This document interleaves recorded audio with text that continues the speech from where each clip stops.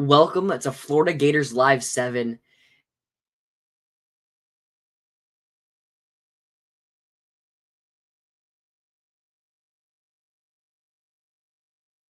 Fun with this show. Okay, I was about to have the same thing as last night. That would have been weird. So, we're going to have a really fun time with this show. The top five, bottom five, that top five, really fun for me. We're going to be talking about Florida's playoff case.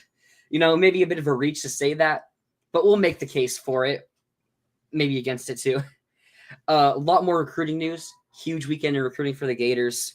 We're going to talk about Billy's new expectations, I'd say. Now I feel like we're trying to get into that. Maybe we can win a championship with Billy. Don't think a week or two ago anyone would have said that. And then we're going to make our FSU predictions. We're going to talk about the game and everything. But first thing I want to do in this show, we made our Ole Miss Florida predictions last week. I picked Florida, Natuno. He picked Ole Miss. I was reading the comments, and just sometime before the game, the comment, someone went at me, and he was like, Dart, and stat-wise, is first in this category or second in this category. And I'm like, yes, he is those things in those categories. And from a statistical reason, he's been doing really good. But my point was, in those close games, Dart hadn't won them. The LSU game, they lost in overtime. Kentucky, they lost by 3 points. Although they did miss a field goal against Kentucky that would have sent it to overtime. He's still, he should be scoring more than 17 points in a game when you're maybe one of the best offenses and have one of the best offensive coaches in the country. So, hey, maybe I'm a Homer fan, but it's not like my picks against or for Florida are necessarily going outside the radar and saying that Ole Miss won't do anything offensively.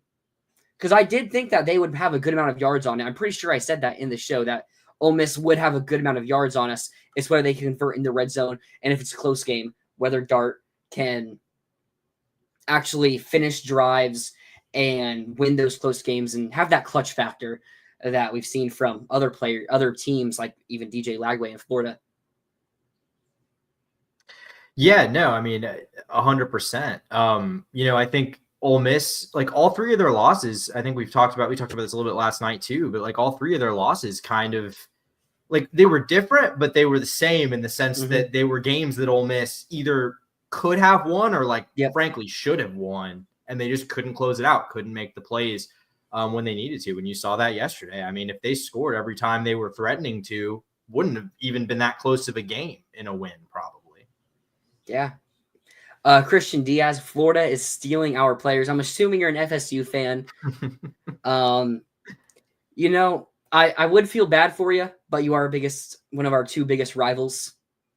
So I hope we take more of the good ones, like the Solomon Thompson. The fact that you guys have anyone still committed amid a 2-9 season, that's pretty impressive in and of itself. To the Billy haters, Billy just won back-to-back games against ranked opponents, something last done by Galen Hall, Steve Spurrier, and Urban Meyer. Meyer was the last to do it, but that includes postseason because we went FSU and then the SEC championship against Bama, and then national championship, of course. But then before that, it was Ron Zook in 2003. So I didn't know that no one had done it since Meyer. I didn't realize that Muschamp and McElwain and Mullen never got that done. And Zook did it in the regular season, so Zook was the last to do it in the regular season only. Gotcha. So Billy about to flip FSU's entire class. I'm honestly impressed. They're getting some smoke for Tavian Wallace, and they just got a 4-star quarterback from Oklahoma.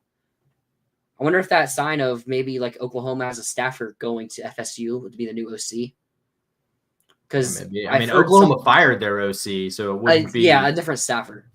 Yeah, I can't remember who it was, but let's get into our final recaps from the Ole Miss game, our top 5, bottom 5. You started last week. I'll start this week.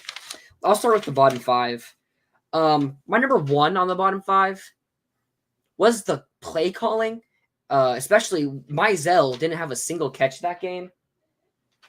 I feel like we need to get Mizell more involved in the offense, whether it's through sweep motions. Badger got a sweep that worked really well for 15, 20 yards. I think Mizell also needs to be a person that gets more of those sweet plays. And I also feel like we got really conservative in the end of that game with the play call. I would really like to see Billy just like go for the win. Like he trusts the defense. And it's like, I mean, the defense came through and they came through really. I mean, the LSU game as well. So yeah, I give him credit for respecting and trusting the defense. But ideally, he wants to end it with the offense. And you want Lagway to just let him throw the ball. 3rd and 4, that with a minute 12 left on the clock would have ended the game. You got to trust Lagway, maybe roll out to the right and just make that game-winning play. Yeah, I agree with that. I do think I will point out that's something they actually, Greg McElroy mentioned on the broadcast and made a good point that they probably didn't do something like that because Lagway's still not 100%, doesn't really have the green light to move outside the pocket like that. So I get that to an extent, but I agree with the overall criticism of the play calling. Like, it hasn't cost you, obviously, in these last 2 games because you've been able to win. But I like Billy winning games and the offense having success is so dependent on being able to run the ball consistently and being able to hit big plays at a fairly high clip. If those things aren't happening, that they really don't have much else they can throw at you. Like nothing that's happened in the last 2 games, even though it's changed my opinion of Billy Napier, the head coach, hasn't really changed my opinion a ton of Billy Napier, the play caller. Yeah, I still think that, you know, he hasn't proven that he's good enough to continue to do it as a head coach, which really only the best of the best do. Not many coaches do that. Definitely, I think he's a solid play caller. Maybe just as a play caller, he'd be better. But I do think we need to hire a full-time play caller. I agree. Especially when you look at the other issues that we have operationally still. And we'll get more into that later, I'm sure. Leading off my bottom 5, I'll be honest here. Coming up with my bottom 5 was like, I kind of had to reach for a few, to be honest, because there really just weren't a ton of negatives to talk about yesterday. So I'll start with 1. I'll get my biggest reach out of the way first, but it's something that wasn't really even had anything to do with on the field, but more just the state of the program over the weekend. I kind of feel like, and if I'm wrong, if you think I'm wrong on this, like feel free to tell me otherwise. I feel like they kind of lost a bit of momentum on the recruiting trail this weekend. Like, I don't feel like this weekend necessarily was the huge event that it could have been when you look at kind of the relationships and the guys they were pushing for just this time a week ago. Yeah. A lot of those guys kind of went and visited, you know, the schools they're committed to or just elsewhere. I will add on. So the big names we're talking about really Jaime French, Solomon Thomas, Myron Charles, Dallas Wilson. So Wilson, I don't think went anywhere. That was kind of just his personal decision. And then French and Myron Charles went to Texas, which they're both committed to right now. I think one thing that did hurt Florida a lot was playing at noon. And I mean, so both of them, I know. I think Dallas Wilson, or French, I know he had to play in Orlando, a night game in Orlando. In Orlando to Jacksonville is like a 4-hour drive. So he's not getting 2.5, but yeah. Still, is it? I guess it's because it's like 2.5 is. Yeah. I mean, so he's probably not getting home until like 11 o'clock at night. Yeah, and I mean, he's probably gonna stay up a bit, you know. So he's probably not gonna be getting up until like 9-10 o'clock, which at that point you have traffic to deal with in Gainesville. He's not getting into Gainesville until 12. So I mean, French, it's harder in Jacksonville to make it to those noon games. And then Texas, they had their game at 3:30. So you can hit that plane at 9 o'clock. Austin, has everything right there. So they can just get him into the stadium real easily. So I will say that does help affect it a bit. And Solomon Thomas visiting LSU, he wanted to take the LSU visit. I wouldn't say it necessarily helped LSU. I mean, the fans, if you saw, were chanting "Fire Kelly" during that game. So I don't know if that really helped LSU. It could have helped us a lot, having him see us be a top 10 team. But I don't know if it's going to end up changing where he goes. Yeah, and I'm not saying all is lost on the recruiting trail. I guess I'm just I feel like these 2 weeks with what you had on campus last week and guys that you thought were maybe going to be on campus this weekend, it could have been a huge, you know, just shot of energy into the recruiting. And I don't know if we necessarily got that, though there is still a chance to close strong in the next week and a half.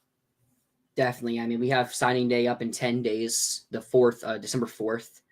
So we're going to have a show then, assuming the Gators have a good signing day. So we definitely still have a little bit of time. And at this point, I'm not sure getting them players that have already been on campus is going to be the difference. Because I think really they saw everything against LSU, the atmosphere, the crowd getting into it. The result against Ole Miss, I think, would be enough that, I mean, not enough, but I don't know if it changes what they think. So being at the game versus not being at the game, I don't think hurts them. But yeah, and I mean, maybe that's fair. Let's get into our top 5. I'm going to go to clutch factor. I mean, when DJ Lagway's on the field, I mean, he just has it to close a game. I mean, you look at the Tennessee game we lost, but he sent us to overtime. We didn't win that one. But then you look at the Kentucky game, that's a 2-score game in the fourth quarter. He ends up making a deep throw with like 5 minutes left to go up 21 points. Or that would lead to a touchdown run to go up 21 points, which sealed the game that was mostly already over. But, he's clutch enough to end it. And then you look at the LSU game. That's a tied game going into the fourth quarter. Makes the big throw to Badger to go up score. And then he's the one who's making that call to ball. So that put us up 11 points. So, and then this Ole Miss game, tied game again in the fourth quarter, makes a big pass to DK. Was that in the fourth quarter? I think it was, right? I think so. So he makes that big throw to DK, and then it leads. No, that was a different one because then Montreal Johnson runs it in. But I mean, because I'm not exactly sure, but still, that was the touchdown to go ahead. Was the Montreal one? Yeah. Yeah. So I mean, still, he's leading that drive that takes us down the field to take the lead. And I mean, what we didn't see last year in games against like FSU, Missouri, and Arkansas was us win those close games. I mean, now in those close games, Lagway is almost batting 100%. 1,000. Yeah, I think absolutely. Just continuing to make plays like we've talked about. I think our offense has limitations right now. I don't think it's as efficient as I would like it to be, or as varied. But yeah, they've made the plays when it matters for sure on both sides of the ball, really. Okay, chat confirmed that it was the DK pass was in the fourth quarter. So I think the DK pass led to the Montreal Johnson run. Mm-hmm. So there is that. Yeah.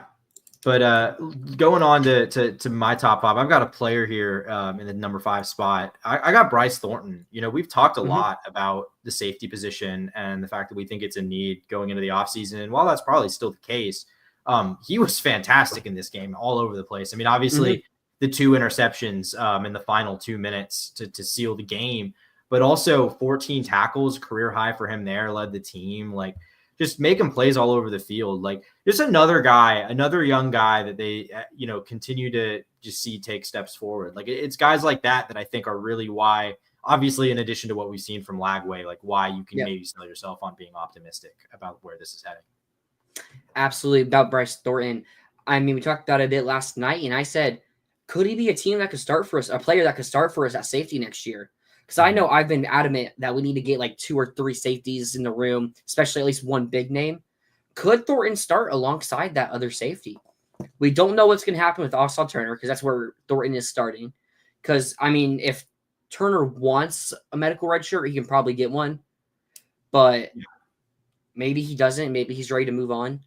But we also don't know like how capable he barely played. So I don't know if he's someone you can count on either that's way. Also, like, if he's there and he's a body, that's nice. But so yeah, that's also true. So I mean, I do wonder if Osla does come back, or so if Thornton can step up, led the team in tackles in that game. So, go right there. My number 4 and my bottom 4. So this doesn't necessarily be has to be a negative, but you said you were really struggling for the bottom 5. Yeah. So we only had 4 players catch a pass yesterday. DK with 3, Badger with 5. And then 1 for each of Ball, which was a touchdown pass, and Jaquavian Frazier's, which was a big 3rd down conversion. You would really like to see the offense spread out a bit more, I think. As I already said with my bottom 5, Mizell, he needs to get into action a bit more. I would like to see a bit more Tank Hawkins. I think with no Trey Wilson, Hawkins can – I feel like we do have good players with the ball, but Tank – I wanted to see him get more experience. So I would love to see him get there more. But, I mean, only 4 players catching passes, and 2 of those guys, 3 of them, aren't going to be on the team next year. Yeah. So I do trust that our receivers next season we're going to have developed or the transfer portal. So I do trust that, but we definitely do need to get more players to get the ball in their hands. Yeah, I like that. I'm glad that you brought that up because like that is, if there's like one thing that is kind of nagging at me, even though I'm a lot more optimistic about the state of the program than I was a couple weeks ago. Like if there's one thing that does concern me about, especially the state of the roster next year, it's the questions at the receiver position. You know, like you said, all these guys that are producing for us for the most part are gone. Trey, we'll see what happens there. I mean, maybe he comes back, maybe he doesn't. I don't know if you can count on that. But I don't like that you're not seeing guys like Mizell or, you know, a guy like Andy Jean or Tank Hawkins, like you said. Like the fact that none of these guys are really stepping up and getting any looks doesn't make you feel great about the state of things. Like it kind of just hammers home how important it's going to be to land a portal receiver, especially if you don't close with either of these top receivers that you're looking at the high school level. I will say that, I mean, we do know Ole Miss has one of the best defenses in the country. Oh, yeah, for sure. So, I mean, you can make that, but like still – I at least like to see Mizell get some designed plays.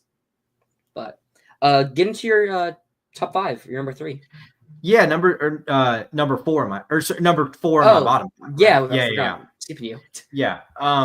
So I got the injury to Aaron Gates happened right on the opening drive. You know, obviously not too costly in this game and maybe not going to be too costly, you know, moving forward because I don't think you need Aaron Gates to beat FSU. Probably don't need him in the bowl game if it's that serious. We don't really know yet. Looked like a knee injury. I mean, don't love that, but we don't really know the severity at this point. It's just honestly like more than like it's a big negative for the team. It's just a bummer because he's been playing really well. Like it's been fun to see him getting out on the field and getting some reps.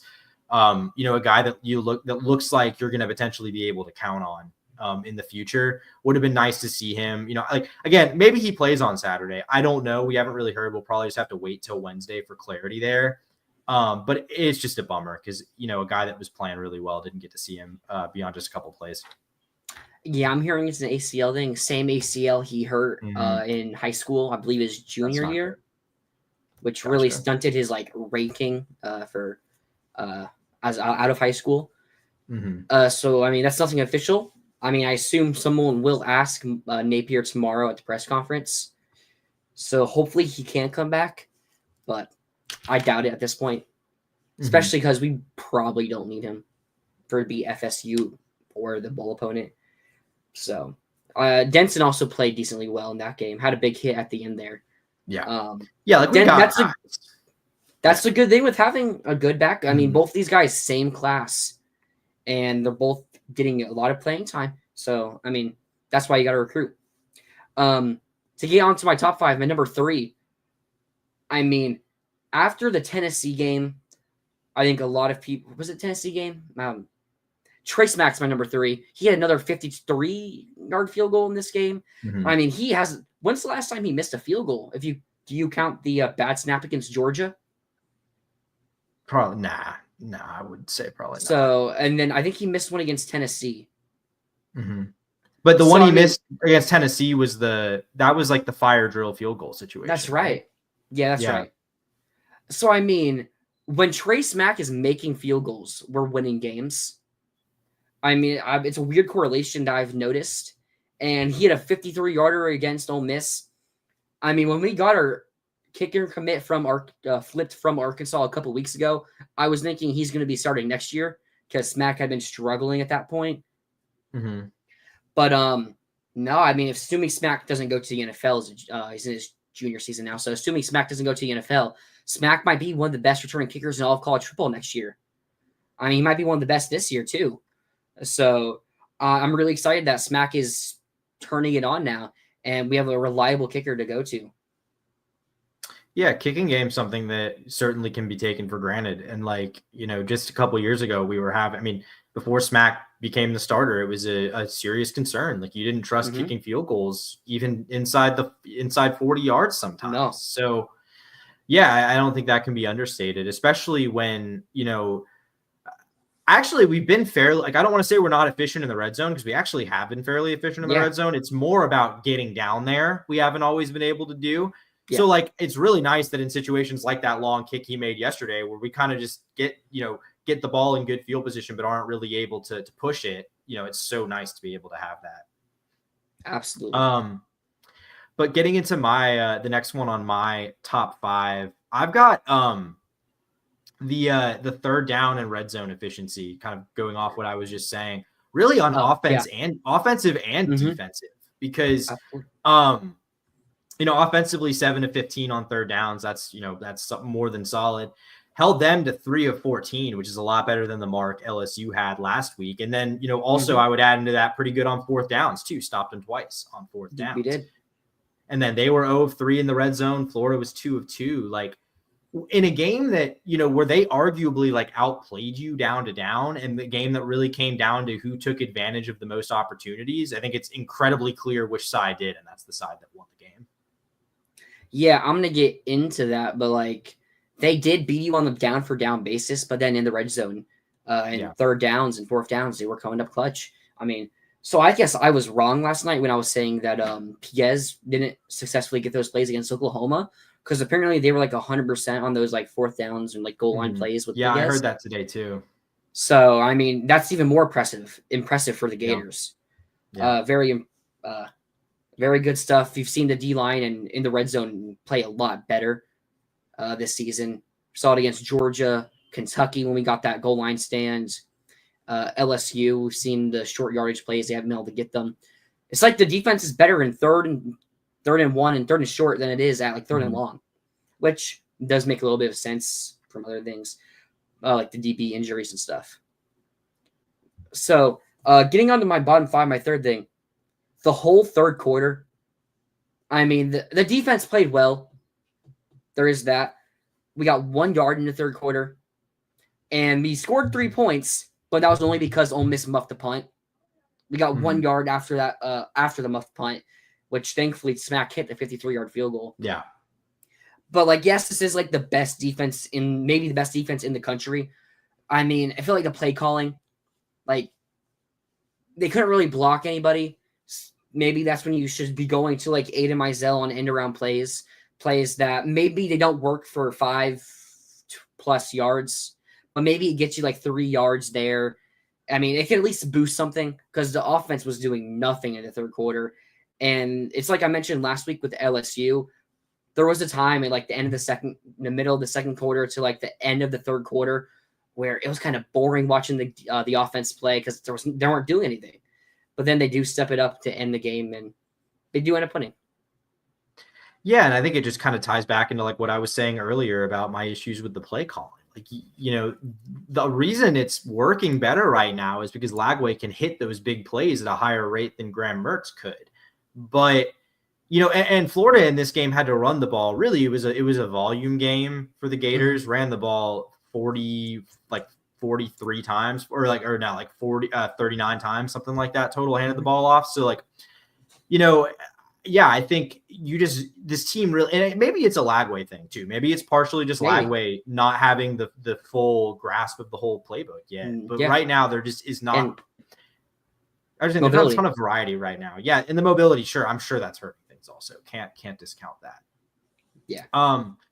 For my bottom 5, next up, I've got the way they were the containment of Jackson Dart, or the lack thereof. The run defense really held up pretty well in this game. They didn't run the ball very successfully, but most of their production came from Jackson Dart. Now, granted, a lot of that was on a 35-yard run on a drive that didn't actually lead to anything. They ultimately ended up punting on that drive. But he still was breaking off a lot of runs, scrambling for first downs or near first downs, giving them good yardage on first down, which is frustrating against a team like Ole Miss that is going to be very aggressive on short yardage fourth downs. I mean, Lane went for 4, and again, like we said last night, it felt like even more than that. So it's a little frustrating that they didn't do as good of a job, containing him. He went for 71 yards on 14 carries, I believe. But I will say, in fairness, you got Pup Howard out and 2 young linebackers in there too. So I'm sure that makes things makes things harder. But still something that was a little bit concerning. Yeah, I have that a little bit later on, so I'm going to pocket that for now. I'm going to get onto my top 5, my number 2. The defensive game plan. Talked about it last week again with LSU. We're shorthanded in the DB room. We know we can't, and I don't know if those guys are good enough to cover one-on-one. I mean, we did really only give up the one explosive play to Trey Harris, which was over Thornton, and I'm not sure the corner that was in play. I mean, honestly, Thornton only being one step behind Trey Harris right there, that's kind of impressive. So, but like the defensive game plan, we let him get some short yardage, short plays, get like 8, 5, 10 yards on those check down plays. But then when they got in scoring position, 0 for 3 in the red zone. They missed a field goal, and we just kept getting good enough stops to where even though Dart had 400 yards of offense on his own, only resulted in 17 points. I mean, I said going into the game, that had to be the game plan, and that's exactly what they did. Now, whether that's the game plan just for anybody we play, or if that's just going to be the game plan for when we play teams with good weapons, like LSU and like Ole Miss. So we look back at the Texas game, didn't really works. So wouldn't say that was necessarily the game plan for them. So, I mean, the defensive staff, you got to give them a lot of credit. They know what this team can and can't do. They're sticking with it, and they're focusing on their strengths. And we're holding teams to less than 20 points. I mean, besides Texas. So it's like, you look back, LSU 16 points, Ole Miss 17 points. Georgia did have 34. One of those came off a pick. And then, the defense was on the field the entire game, basically, when Warner was in there. So, 24 points if you don't include the pick. And then maybe less if Lagway stays in that game. Then you go back to Tennessee. Before overtime, 17 points. Kentucky, 20 points. And UCF, 13 points. So it's like the defense is playing. Maybe give up yards, but bend, don't break, and it's working to perfection. Yeah, I think you summed it all up pretty well there. Defense hasn't been perfect, giving up a decent amount of yards last week and this week, but not a lot of points, 16 and 17. So, doing enough, I would say for sure. Like, the defense is the reason why you've won these 2 games, in spite of the fact that they are still giving up some big plays. Although, outside of that one to Trey Harris, nothing huge. It was a lot more dink and dunk beyond that play. But, yeah. Next. Sorry. Sorry. I was going to try to figure out what the points per game difference is, because I was looking at it. Florida's defense is like 101st in yards per game. But I wonder what our defensive points per game is, because that's going to be a lot lower. Yeah, definitely skewed by Texas, but still. Texas, the Miami game. Yeah. Maybe the A&M, but only 33 and one was a pick 6. So, even against A&M defense, they got settled in, so against A&M. Yeah. But go ahead. I can't find these. Yeah. Next up with my top 5, I got Montrell Johnson, man. A lot of people were not happy to see Montrell starting this game, which, I get it, because Jaden Baugh has been playing really well. And I do think Montrell early in the game did look a little bit banged up, a little slow, kind of took him a minute to get going.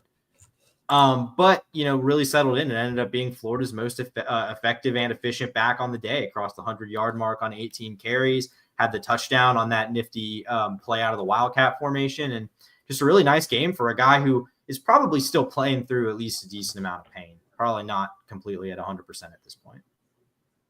Yeah, Montrell Johnson. I was one of the few people defending Montrell Johnson in chats and stuff. And I was like, hey, remember that Tennessee game? Everyone else, Ball, Jackson, they weren't really doing anything. Montrell Johnson was cooking them. And if Montrell Johnson doesn't get hurt, that might be the difference in a win against Tennessee as well. So, you got to give Montrell a lot of credit. Probably, he is playing his last 2 games of college football now against FSU. Hopefully he plays the bowl game. But I'd love to see him tear it up against FSU. And, I'm excited for it, because I hope he gets a chance in the NFL. I think he's a solid running back. Maybe he doesn't do one thing extremely well, but he's solid really everywhere around. Decent speed, can catch out the backfield, can block, good vision. I think he's someone that you can see just stick on a roster. If injuries happen, maybe he gets a game here and there. So I'm really excited to see what Montrell does in the future. For sure. So then getting on to my bottom 5, my number 4, you just mentioned it. It was tackling Jackson Dart. It wasn't even necessarily that the plays weren't there to make on Dart, to where those scrambles were just wide open. He has all the green grass in front of him. No, he was evading sacks. I talked about it last night. He was getting low and just going under the tackles And it was really working because we were trying to tackle high. And so I got to give Dart some credit there as well. But I mean, we got to finish on some of these sacks. There was almost another one where he did trip, like, because he had to juke out a defensive lineman because we brought pressure and he slid left, had a lineman there. So he tries to cut right, but slips there. So it counts as a sack. If he doesn't slip there, that's probably a first down run, which I'm pretty sure on that drive, they ended up having to punt, or that's where they kicked a field goal. So they kicked a field goal there. So, I mean, that could have been a difference between a touchdown for them and 3 points. Yeah, I mean, I already talked about this, so, I don't really have a ton more to add to that. All I would say is luckily that's not really an element of Luke Kromenhoek's game that I think we have to worry too much about next week from what I have seen. So hopefully we'll be all right in that regard. Next up in my bottom 5, though, I've got something we talked about a little bit. We talked about it last night for sure. It's the game management. I still I don't completely get what Billy's doing at a lot of times in these games. The situations that come to mind, like you talked about one of them, the lack of aggressiveness on that final drive, like the thing we did right before the half where we called the timeout just to run the ball again. Like I just don't completely get what we're doing. His aggression doesn't always match the situation in either direction. Like sometimes he's more so aggressive. I'm like, what are we doing here? Sometimes it's, hey, let's go ice this game. We're a 5-loss team and they just aren't going to do it, calling timeouts at confusing times. Don't think we had any major procedural penalties in this game. If I remember correctly. No. So yeah, nothing too bad in that regard, but just things that continue to be a problem. And it's why, again, I'm in on 2025 for Billy. These are things that need to get cleaned up because my biggest concern right now is even if he's capable of winning these games, you're still going to lose 3 or 4 a year because you just slip up, and these things ultimately will cost you. Yeah, they definitely could cost us. And I mean, that cost us, if we go 10-2, or we're about to go 10-2, and then one of those penalties hit and we go 9-3, could just end up like Ole Miss, missed a playoff by 1 game. Yeah. So we really got to fix that one up and get ready for it. But getting on to my top 5, my number 1 thing, I got to give it to the defense, man. The D-line, really. 4 sacks in that game. What do I have written here? D-line. I'm not sure what that's supposed to say, but yeah, I mean, they had 4 sacks in this game. Stop it. Oh, that's it. I was actually wanting to mention this earlier. Outside of Jackson Dart, Ole Miss had 70 rushing yards. I mean, they ran the ball a good amount of times. But, they had 70 rushing yards outside of Jackson Dart. I mean, 141 with Dart. So he had over half of the rushing yards. I mean, this defensive line, when you compare it to the beginning of the season, where Miami ran for 150, something like that, 160, I think, on us. And then A&M, Marcel Reed ran all over us. And then, I mean, Le'Veon Moss was a good running back, too. He's top 3 in the SEC before injuries. But, still, when you look at that, Mississippi State even ran successfully a bit on us, too, before that bye week. So I definitely am really impressed with how much the run defense has improved. And it definitely is showing in those short yardage situations. I mean, Caleb Banks, he's going to be getting that first. I mean, he's going to be getting a lot of drop hype. Don't know if he's going to get to that first round spot, but second day 2 pick, which going from someone that no one knew. I mean, if you talk to scouts, I don't think any of them knew who Caleb Banks was before this season. If you talk to really any SEC coaches, they were not really worried about Caleb Banks coming into this season.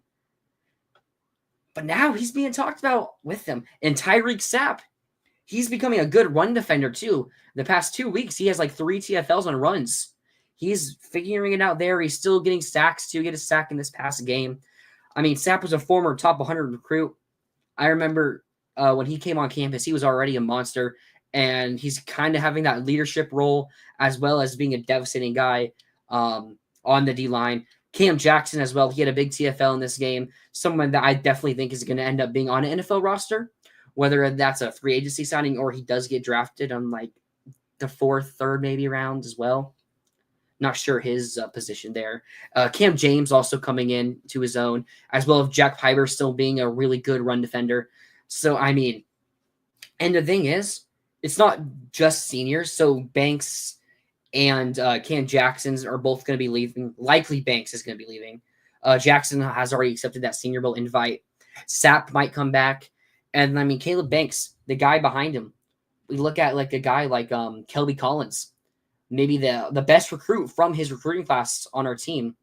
We haven't seen him at all really this year, but I'm going to trust him now to develop him like we've seen with Caleb Banks. And you have a talented guy like Kelby. I mean, he could be a monster for us in the next year or two. Yeah, and I'll just kind of shoe mine in here because I agree. I'm the same. I have the defensive line atop my list of the top 5, and of all the things that like to me, the offense improving throughout the course of the season isn't really that surprising to me when you look at the fact that the 4 biggest the 4 biggest names making plays outside of Montrell Johnson are all guys that weren't on the team last year, whether they're transfers in DK and Badger or true freshmen in Baugh and Lagway. You got a lot of guys that are literally gelling together, and the offensive line has multiple new starters too. So like they're all kind of, I think, coming into their own. That makes sense. I can't really tell you what's happened with the defensive line. It's a lot of guys that have been on this team for 2 years now or more. And this group they were like unplayably bad earlier in the year. I just being real, like that they were awful. They were. And they're now like, not only are they like good, but they're a strength. It looks like one of the best defensive fronts in the SEC. And I don't know where that came from, but the results are undeniable. I mean, Banks had a pair of sacks on yesterday. Sapp had 1, and then they split for another. So another half sack for each of them. Like guys making plays, like you said, Cameron James, guy that's making a lot of plays. Like they're all over the place. I don't know what happened. I mean, obviously got to give some credit to Gerald Chapman here, certainly, but just very impressive. And I saw something last week against LSU. Florida played 16 different defensive linemen. Most teams play around 6, but not only did we play 14 defensive linemen, 10 of those guys graded above a 63 on PFF. And on PFF, 60 is really the baseline. If you're below a 60, you played non-positive football. Above a 60 is where you get to like that. You're making a contribution. So having 10 guys making positive contributions on the D-line, I mean, this D-line is just, Gerald Chapman deserves all the credit in the world. Yep, 100%. Do you, your last thing on top 5? Oh yeah. Sorry. Okay. So sorry. I got confused there for a second. So that was actually my number 1, but I had as my number 2, I had DJ Lagway, who, okay. I still think like, I mean, if you look at the numbers, they're not going to blow you away. Last week, that wasn't the case either. But I mean, man, he's so special. I mean, just the throws he makes with guys draped over him, his vision, especially like, knowing that a lot of our offensive production has to come from those deep balls. Like he's willing to throw them. He's willing to take the chances, and it's paying off a lot. And, a lot of his misses are like either like near misses or like balls the guy like frankly should have caught. That pick. I mean, not a perfect throw, but like, I mean, you would hope DK would at least catch, come down close to coming down with it. Maybe drop it as he's falling down so it's not picked. Yeah. No, I mean, I just think he looks like he's getting better every week. Mm-hmm. He's doing exactly what you'd want to see from a young quarterback. Like, I mean, frankly, and like this isn't a shot at Graham Mertz or anything, who was more than capable, but like I just can't help but wonder what would have happened if Lagway had been starting if he had just been given the start in Texas A&M and let run from there, just because of how much he's getting better every week and where he's gotten in just 4 games as a starter, 5. Samford. So he had Samford, Kentucky, Georgia. So it's 5 because it's 5. Yeah. If you count Georgia, yeah. I mean, DJ Lagway is special, man. He's gonna be maybe the Heisman favorite going into next year. Maybe because like you look at all the favorites right now. I mean, Travis Hunter already announced he's going NFL. Mm-hmm. Shedur's gonna go to the NFL. Cam Ward's going. Dylan Gabriel's going. Ashton Jeanty's going. All those guys are leaving. The top returning quarterbacks who are like proven, is like Drew Aller, Garrett Nussmeier. if he's even at LSU. Well, because I mean, I think he'll come back. I think at this point he'll probably come back, but we'll see. And Wouldn't be shocked if he didn't, but I'd probably bet that he would. Maybe like the biggest sneaky one, like not necessarily like under. I mean, maybe a bit under the radar. Jordan Maiva at USC. I think he's gonna be pretty good for them. I wonder if he's actually their quarterback next year. I'm a little curious. I mean, we'll see. I'm curious if they go portal shopping on that again. I mean, we're having so much fun talking about a top 10 win. We've gone for over 30 minutes on this. Oh my goodness. So let's get into we're not even done yet. We still have our last our bottom 5. Yeah, let's get through this pretty quickly. I have you want to lead us off? Yeah. The clock management. The end of the game I already talked about with the play calling. He was just running out the clock, which I guess it's like the neutral thing to do. It's not necessarily a wrong thing to do. But I mean, I feel like when you have the guy like DJ Lagway, you're gonna trust him to get that first down to end the game, or you're going to trust him to not make a dumb mistake. I mean, he is a freshman, but we haven't really seen Lagway make freshman mistakes. Like, even his interceptions, it's like he just hasn't been making freshman mistakes. It's really surprising. But also at the end of the half, like, it's not necessarily a negative or a positive what we did where we just called the timeout. So, like, it didn't really affect the outcome of the game. But, like, you got to make a decision. Because we kind of just wasted like an extra 5 minutes just for nothing. Yeah. And I mean, if you're going to go for it, at least go for it. So, I mean, indecisiveness from Napier, I guess. Yeah. I kind of already talked about this, so I'm not going to add a ton. I will also point out at the end of the game, we were sort of running clock, but like not completely. Like we were snapping the ball with like 12 seconds left. Were we? Yeah, I mean, I'm talking about when there was like 4-ish minutes, 5 minutes left in the game, where it's like not necessarily in full run the clock territory, but that's also like we were running a conservative game plan. So it's not like, if you're doing that, you might as well drain some clock too. There's a lot of things. Like I just continue to question it. I feel like it's not Billy's strong suit, which is why we kind of need an OC. Yeah. For my next in the bottom 5, and I'll even admit that it was a mixed bag. Like there were certainly positives as we've talked about, but I've still got the depleted secondary. I mean, I think it's still pretty clearly the weakness of this team right now. I think they're winning in spite of it. And then plus, obviously Bryce Thornton makes a couple huge plays there. Dijon almost makes a big one to end it. It still seems like an issue. LSU punished you a little bit. They don't quite have the weapons, and I don't think Nussmeier is as good as Dart. So LSU wasn't able to punish you quite as much. Ole Miss did. I mean, they still put up more than 460 yards of offense in this game, most of that through the air. So, it's a concern. I mean, it wasn't as bad as the Texas game, and that's why they ultimately won. But it's a concern. Luckily, again, as most of these concerns we're going to talk about, doesn't really worry me that much against FSU. No, they do not. But, I didn't want to hate on the secondary. Because, I mean, we did only give up 17 points to a top 5, top 10 QB in college football. Trey Harris did get hurt in the second quarter, but, like, they still have guys like Juice Wells, Caden Lee, Aiden Williams. So it's like, I mean, they still played. Juice Wells was kind of MIA yesterday. He's been MIA all season.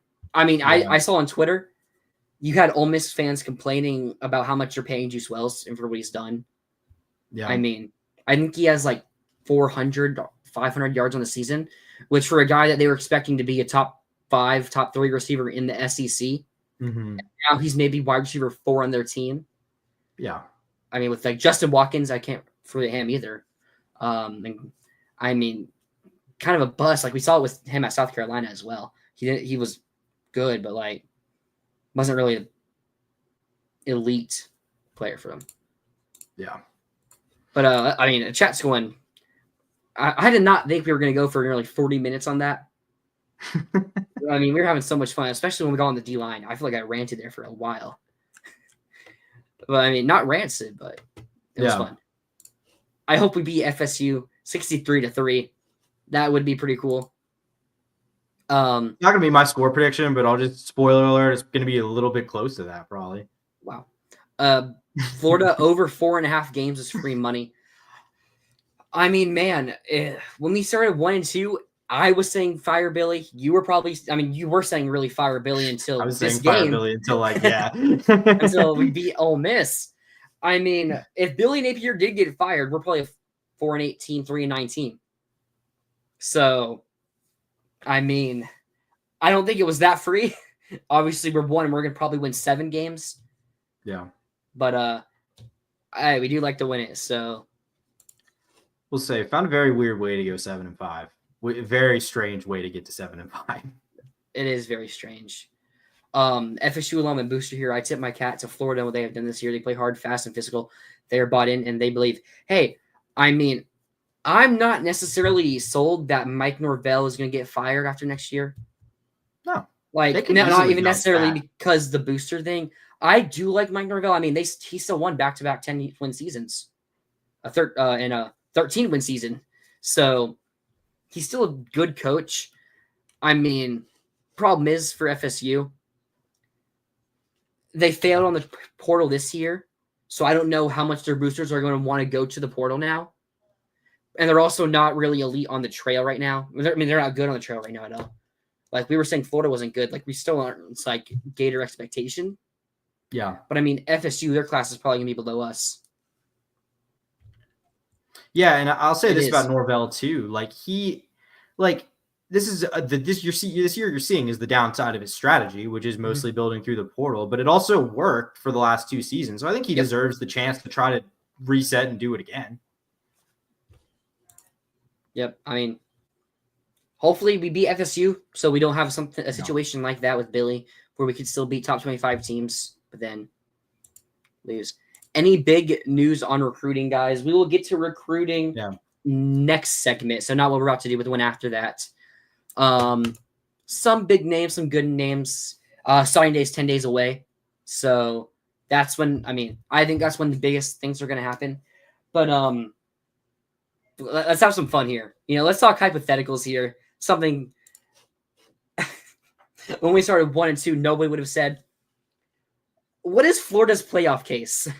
You brought this idea up to me. Yeah. So I'm going to let you start. I have some notes jotting down. So I'll come after you.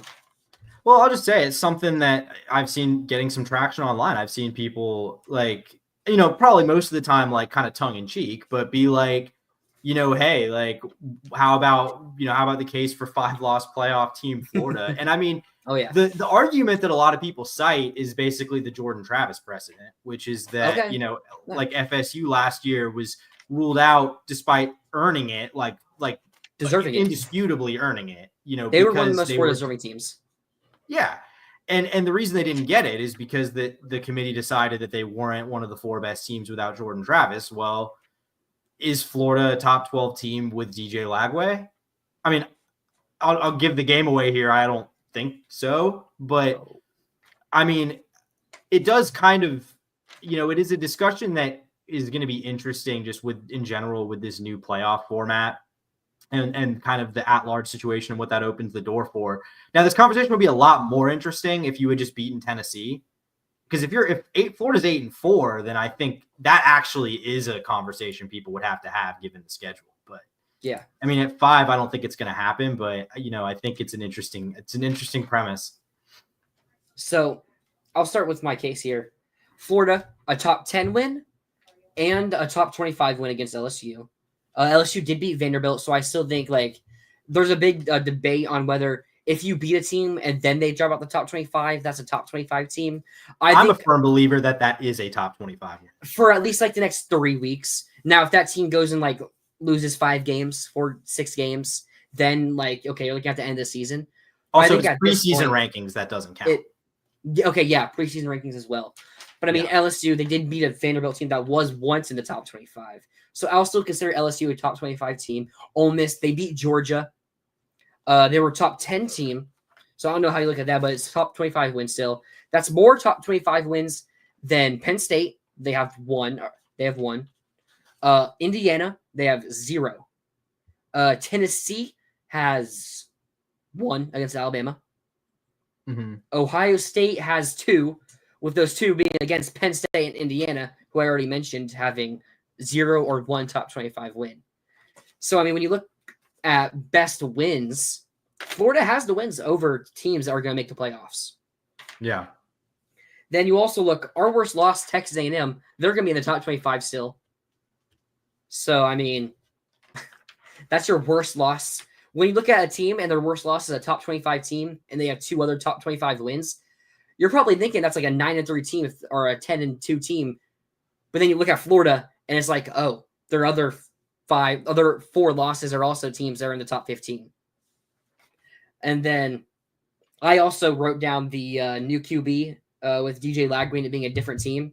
And then I also wrote FSU last season. And then my last point is not something I necessarily believe in. I don't really believe in any of this. I mean, but if you want the 12 best teams in the playoffs, I mean, we're one of the 12 best teams in my opinion. I mean, we beat Ole Miss by 7 points. So usually when you look at a road factor, that's usually a difference in like 3-4 points on betting odds. So that's still a 4-3-point win for Florida if you do it like that at Ole Miss. Beat LSU. I mean, when Elagwe was in there, we were beating a top. What Georgia's going to be probably 6 in the rankings, 7 probably in the new like rankings. That, yeah. With Lagway on the field, they were beating that Georgia team, and they had the ball when he went out too. So that's really what my case would be. I probably wouldn't rank us because I like to put it more on more deserving. And more deserving for me isn't necessarily wins and losses. It could be I would put a 10-2 SEC team over 11-1 Indiana, depending on the SEC team. But would you put a 9-3 S? Because that's probably going to be the real debate, is if you would put a 9-3 SEC team in over Indiana. If it was Florida, I mean, bias-wise, so it's trying to keep out bias. A 9-3 Florida, those 3 losses being to like Georgia, Texas, and Tennessee. But then if we're 9-3, you add 2 wins against Miami and Texas A&M, who are both also Miami's in the playoff right now. A&M's in the top 25. I think you'd have a legit argument for Florida. I think we would be the highest 9-3 SEC team. Because who else? So Ole Miss we'd be above. Alabama's best win is Georgia. I mean, if you look at it like, oh, Alabama beat Georgia, Florida lost to them, then that would be there. But I mean, they haven't really necessarily been looking at tiebreakers like that. Yeah. So I think Florida would be above them. But am I missing A&M? We would have beaten A&M. They would have been a 4-loss then if we beat them as well. So Florida, I mean, going into the FSU game would probably be somewhere around 13 or 14 at 8-3. And then I mean, we'd be in a similar situation to what South Carolina's in right now. But South Carolina, in the AP poll, in the AP poll, South Carolina is still behind Ole Miss and Alabama. We'll see what the playoff poll does on Tuesday. So I think we would be above South Carolina because we would have like 2 or 3 better wins than them still. But I'm also assuming South Carolina beats Clemson next week. So I think South Carolina could jump those teams if they could beat Clemson. So. I think they probably would. Yeah. You have anything else to say on your case, or is that it? No, I mean, I think it's more just an interesting thought exercise. And I mean, I think everyone knows what Florida's schedule is this year and the way they've played. I mean, when you take out the Texas game, which, I mean, if you want to hold them accountable for that, fine. But I think it's pretty obvious that's the outlier here when you're evaluating how this team has played. So been pretty competitive with everyone given the schedule. So I think it would be a much more interesting case if you could have pulled off the Tennessee or the Georgia game. But yeah. But hey, hopefully we have a legit case next year, and we're here to hear from today talking about Florida's playoff case for a bye. That would be fun. Oh, excuse me. So let's just skip the last 2 games. Oh, okay. They're having chats in the comments. Yeah, we don't need to mediate. We don't need to mediate that beef on here. We've been hearing Miami is back for 20 years. Okay, we have a Florida and Miami fan going at it. Yeah. In the chat. Love to see it though. That's what college sports is all about because it's all subjective, because like NFL, you win your games and you're in. That's not necessarily it for college. So that's why I love this sport. Let's get into some recruiting news. Florida, you said earlier in the show, they didn't capitalize enough on the momentum they had going into this game. We still had some good recruits at this game. I mean, for a noon game, I'll start off with probably the biggest name that was at the game, Ty Jackson. He's the 124th ranked composite prospect. Some have him top 100. Some have him a little bit lower, obviously. Committed to USC. He's a player that back before the season was seen as a Gator lean. He was at the Miami game where Florida got boat raced by Miami. And then he visited USC the next weekend, which they had a lot of momentum because they beat LSU. And then they had like some bye opponent week 2. I can't remember who. So they were 2-0 with a top 25 win against LSU. They were a legit playoff talk team. But now we're starting to see USC. They did clinch a bowl game against UCLA. So they still have that. But from where they were when he committed to them on impulse, they're not the same team. And neither is Florida. And the development, the Florida linebackers. And it's not just the experience like Shamar James and, Pup was playing good until he's out for most likely the season, I think. But you're seeing the other young guys like Miles Graham and Jaden Robinson, Aaron Childs, sorry. You're seeing those guys develop, which I do think is a lot for Ty Jackson, who some would consider an elite linebacker prospect. Yeah. I'd say a guy that, from everything kind of I can tell, at least from the way like Florida's sort of posturing here, it kind of seems like this is a guy who they feel wanted to be a Gator, kind of like you said, committed on impulse. I think a lot of these guys sort of put Florida out of sight, out of mind when it looked like Billy's was done and dusted, like his fate was sealed. So I think maybe he's kind of one of these guys that you're back in the mix for now. And I think of the guys we're going to talk about, probably one of the guys I feel better about, I would say. For a high-rate prospect. Yeah. One of the likelier flips of the guys that would like be a guy that would move the needle on the class. Definitely would. I think he could be a great player for us. So, and definitely I think wants to be a Gator. So that point you brought up, I really liked. Next player we're going to get, a 4-star running back committed to FSU. Sorry, FSU fans. Just adding on here. Byron Lewis. I'm assuming it's Lewis. Sorry. He is the 231st ranked prospect on the composite. Another running back. We're seeing Jabbar Jalouk really develop these running backs at an elite level. So it's like we're not going to get to 5 stars. Like his nephew, Harlan Berry, is committed to LSU, and he's a 5-star prospect. So, it'll be cool to get a 5-star. But, we're seeing he developed Montrell Johnson, developed Trevor Etienne. He's developing Jaden Ball, Jacoby Jackson. We have a couple other young guys, too, I really like as well. So, I think that's really a big selling point for us. And, FSU losing their offensive coordinator, Alex Atkins, a line coach, offensive coordinator. I assume they're going to make a lot more staff adjustments, too. So, I'm not sure what's going on with them. I do like FSU's running back room a bit. I do think they have good running backs. So, that's probably a big thing for him as well. So, I don't think it's just that Florida is good at everything and FSU sucks at it. I think Florida's a little bit better and Florida has more momentum. Yeah, I think all these guys, you got to not feel great if you're FSU, just considering kind of the different trajectories as we've talked about here.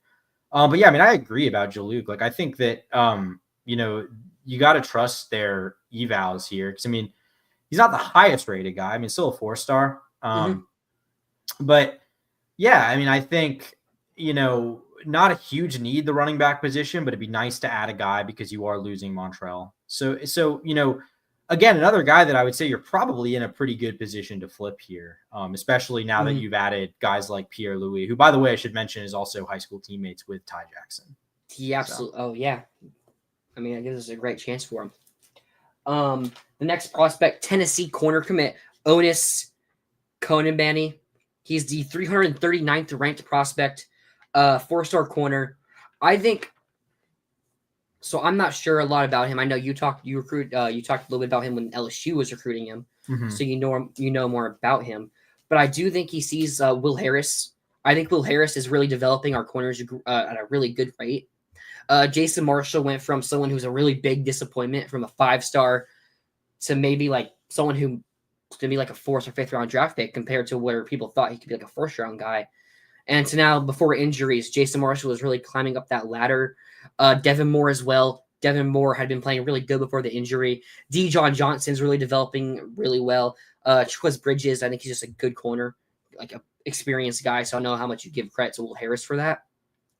But I think he also sees that the depth injuries at Florida, maybe somewhere he could play early. Because, we lose Jason Marshall. Devin Moore might come back. And Dijon and Jakeem Jackson, these guys might come back. None of those guys are like first-team All-SEC players going into next season. So it's definitely a position that, hey, if you're a young guy and you step up, you can come play right away. And to Billy's credit, like, yeah, he's the track record's there for that. All these guys have played a lot. Like, he rotates these young guys in a ton. Mm-hmm. So, yeah, I mean, Conan Manning's a guy that, from Columbia, South Carolina, but committed to Tennessee. So I think that'd be a pretty significant recruiting win, by the way. He's not like the highest rated guy in the world, but like to beat out a team in Tennessee that, first of all, from all I can tell, has its financial situation together for the most part. And a team that's winning, probably a playoff. I mean, after everything that happened yesterday, they're basically a lock if they beat Vanderbilt. Yep. Yeah, essentially winning in against Vanderbilt. So their program's in a pretty good spot right now. So I think flipping a guy from a rival when it's Florida State in the middle of a 2-9 season is, I think, a lot different. It's a lot different than flipping, a dude from South Carolina who's committed to a good winning program right now, one that beat you. So. Yeah, they did beat us. I mean, I don't know if he was at that game. I do know Tennessee had some of their commits elsewhere in the country too, which is really interesting, as they were also playing a home game. So, I mean, maybe Tennessee's a little worried about recruiting. I mean, they're 7th in the country right now. As long as they stay in that top 10 range, they'll be fine. So, but hey, I'd love to flip him. I know he was doing the Gator chomp during the game and after the game in the locker room. But, I mean, so were other Tennessee fans. So, yeah. Next guy we're going to look at, 3-star offensive lineman, Cincinnati commit. When I first was thinking about it, I'm like, man, a group of 5 player. Cincinnati's in the Big 12. Just really hit me like that. But Jahari Medlock, Florida's already getting predictions to flip him. I mean, I think this is just an obvious case of Florida being a way better program than Cincinnati is. And his NFL future is definitely brighter at Florida than would be at Cincinnati. I mean, if he's off for looking for money there, Florida probably easily passes Cincinnati there. Rob Sale is developing his guys, too. We're seeing Bryce Levette get a ton of snaps. Jai Harris starting. Austin Barber and Jake Slaughter both being really good starters. And Brendan Crenshaw Dixon. I think he's had an underrated season. I feel like we saw Cameron Waite start 0 passing grade at week 1 against Miami. So, and just like forget about the position and think the O-line was going to be trash all year. But Dixon's really put together a solid season. Yeah, no, for sure. And it's hard. I mean, it's hard not to say that the staff has had pretty good evals along the offensive line, even if you're not necessarily like recruiting at the level you would want to see ideally. Yeah, I mean, this is a guy who like not gonna like significantly not gonna be one of the highest rated guys in the class. Guy that probably you would think if Florida really like puts the pressure on, can probably land. Today. But I think he was that. So he could probably land today. He'd probably flip right now. Exactly. So, I mean, I think that would be a fine addition. I mean, I think it's probably an addition that you don't look as highly upon if the Gators ultimately fail to flip Solomon Thomas, something like that. I would say, if you start looking at, I think the message is a lot different there if he's a depth guy in a class that also has a 5-star along the offensive line versus. It is. I mean, if you know how the recruiting rankings work, like the composite score for team rankings, it's really based on your top 10 rated guys. Because if you land 5 stars, I know Miami's class 2 years ago, I think it was 2 years ago, when Florida had 10 guys in the top 250, which it had a higher average than what Miami did, but Miami finished 7th. It's because they landed 4 or 5 stars and another 4 top 100 rated guys. And because of that, those guys weigh out differently for those lower rated guys. So flipping Solomon Thomas would be huge for the class as well. Yeah, for sure. Getting into the next target, 3-star wide receiver Arizona commit, another Big 12 flip we are probably going to make. Muiz I'm not sure I pronounced the last name. Tunkara? That makes sense. Tunkara. Right? That sounds right. Big body wide receiver. Don't really have too many of those. We have a bunch of faster guys like Vernell Brown's more of a slot or speedy option as a 5-star. So Muiz Tunkara, solid take for the team. I mean, he's seeing Billy Gonzalez develop wide receivers. Elijah Badger is going to get drafted likely. DK is a solid wide receiver. Might get playing time to NFL. Ricky Pearsall was a first-round pick. So, I mean, really, Arizona obviously has Teratoa McMillan, who might be a top 10 pick. But, I mean, when you look at everything else going around, Florida's program's on the up. Arizona, as an Arizona fan myself, Arizona is not looking good for the future when they lose Noah Fafita and McMillan. Mm-hmm. I mean, everything just kind of points to Arizona for Florida flipping him if he is a take. Yeah, I think we're kind of at the tier. Like, these are guys that, like, I'd say we both probably expect Florida to flip, or certainly if the interest on Florida's part is as real as it seems like it is. Yeah, I mean, I think they're mostly guys that are going to be like more project developmental guys. But the class, I mean, you got to fill out the class a little bit. I mean, it's not quite where it needs to be numbers wise, because you are losing a decent amount of players. Yeah. So yeah, so for whoever was asking earlier, like our predictions for the next like commits, probably one of these guys, I would say, like someone like Tunkara. Definitely is. I think I forgot to send a player to you, or I forgot to write it down. Okay, I forgot to send it. Kellen Wiley, four-star linebacker. I did? Mm-hmm. Oh, I did. I forgot to write it down. Okay, I'm not sure his ranking. I think he's like the 300s. Yeah, he's maybe certainly 200s. a 3-star. Yeah. He's a 4-star. He's a 4-star. Is he? Wait, is he a 4-star? Oh, okay, yeah. never mind then.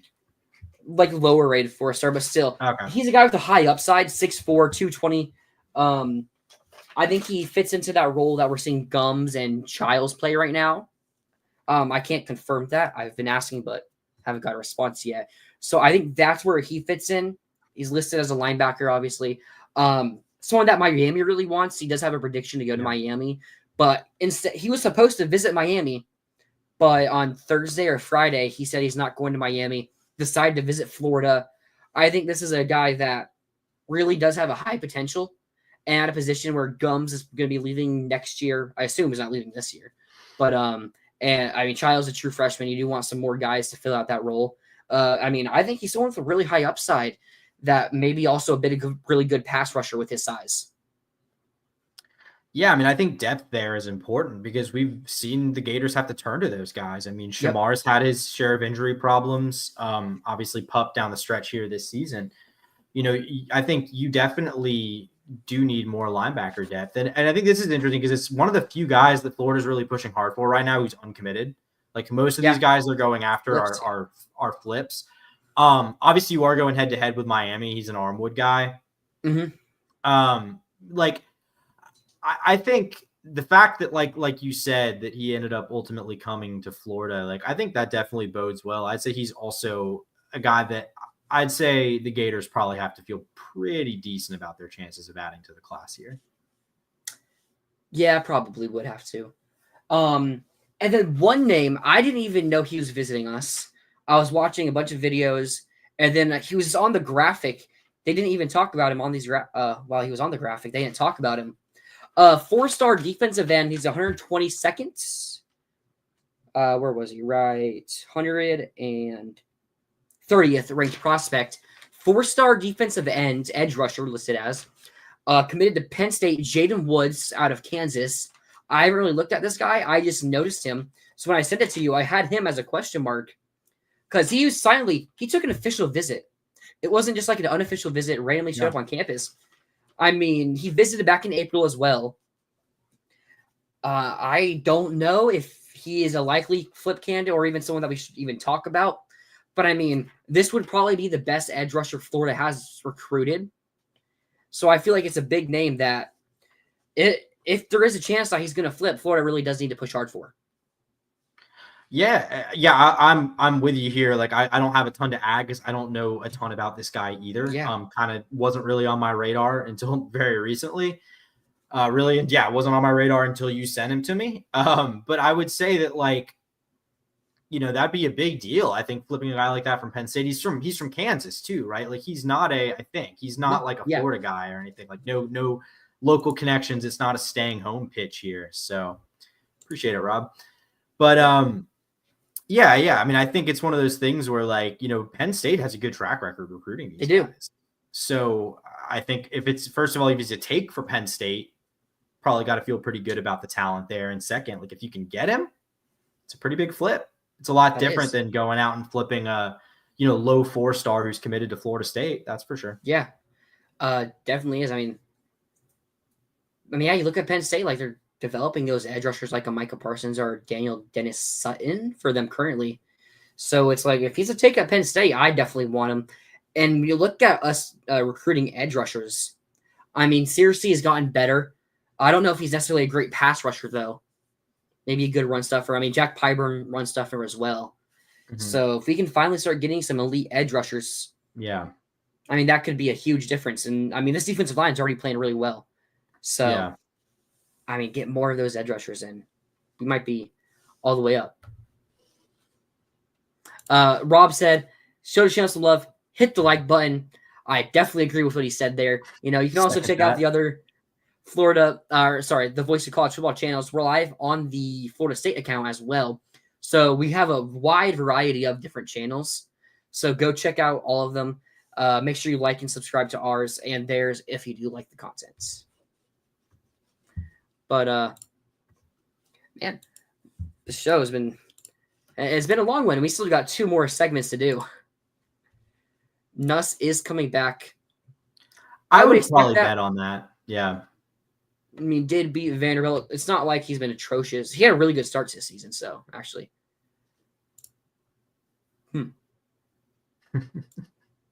Have been recently. We definitely have big. Thank you, Mike, for subscribing and liking.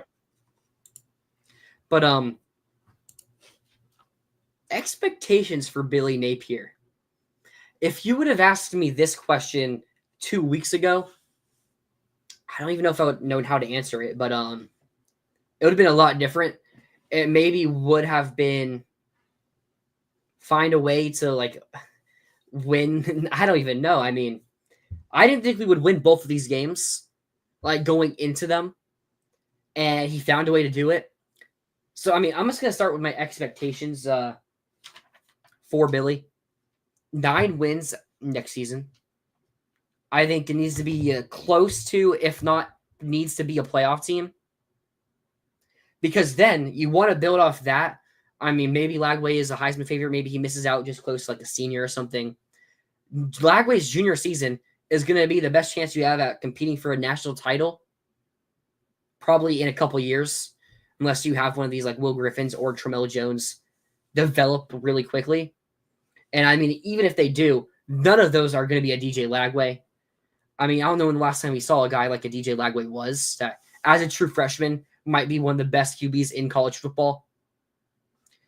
I mean, so my expectations for Billy have really changed from finding a way to save his job and, I mean, becoming like maybe at best 9-win team to we could win a national championship with Billy Napier. If you look in college football, there are only 2 active coaches who have national championships. Kirby 3. Smart, Dabo, 3, right. I for sure ain't Dabo for some reason. So really only 2, because, I mean, Mac Brown. That's kind of fake. Yeah, that doesn't that's really like, count. Yeah. Because his was back in 05. In a different job. I had a different job, exactly. And he's probably going to retire. He said he's not retiring this year, but like still. But so it's like that might not be his. That might not be his decision. They suck. Aren't they like? Aren't they? They've actually rebounded this They're year. Going to be set. They're going to go 7-5. Probably. Let's yeah. But I mean, there's only 2 coaches, Dabo and Kirby, and Dabo's on the decline. Yeah. I mean, he's still a good coach, but like, they're still awaiting in the for that next superstar coach. Everyone's probably thinking it's like Dan Lanning, and I mean that's probably the best bet. But I mean, hey, if Billy can find a way to make that playoff next year, and then start bringing in those top 5 classes, we saw last year Florida. I'm not sure if we peaked at 2 or 3 before the class like collapsed last season. So we know Billy can get some good recruits and can develop those recruits. So next year, if we can get that 9, I really want it to be a 9-win. I don't want to say 8. I feel like it's a little too low. Maybe even 9's too low. I want to see us win 10 games, obviously. But if you can get that 9-win mark and then start recruiting those 10 top 5 classes, I mean, the sky could be still the limit for Billy. He's still a pretty young coach. And he said that practice that it was a random Wednesday practice during the bye week, that it was the best practice he had ever had, and he'll never forget it for the rest of his life. I'm ready for him to retire and say what happened during that practice, so we will know.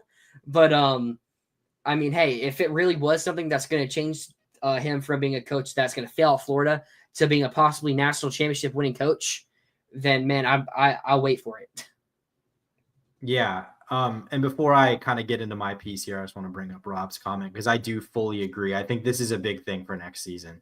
Yes. I think the play calling is what it is, but if you want to take advantage of the talent you have in Lagway, you need an outside mind to come in and really revamp this. So I fully agree with that, Rob.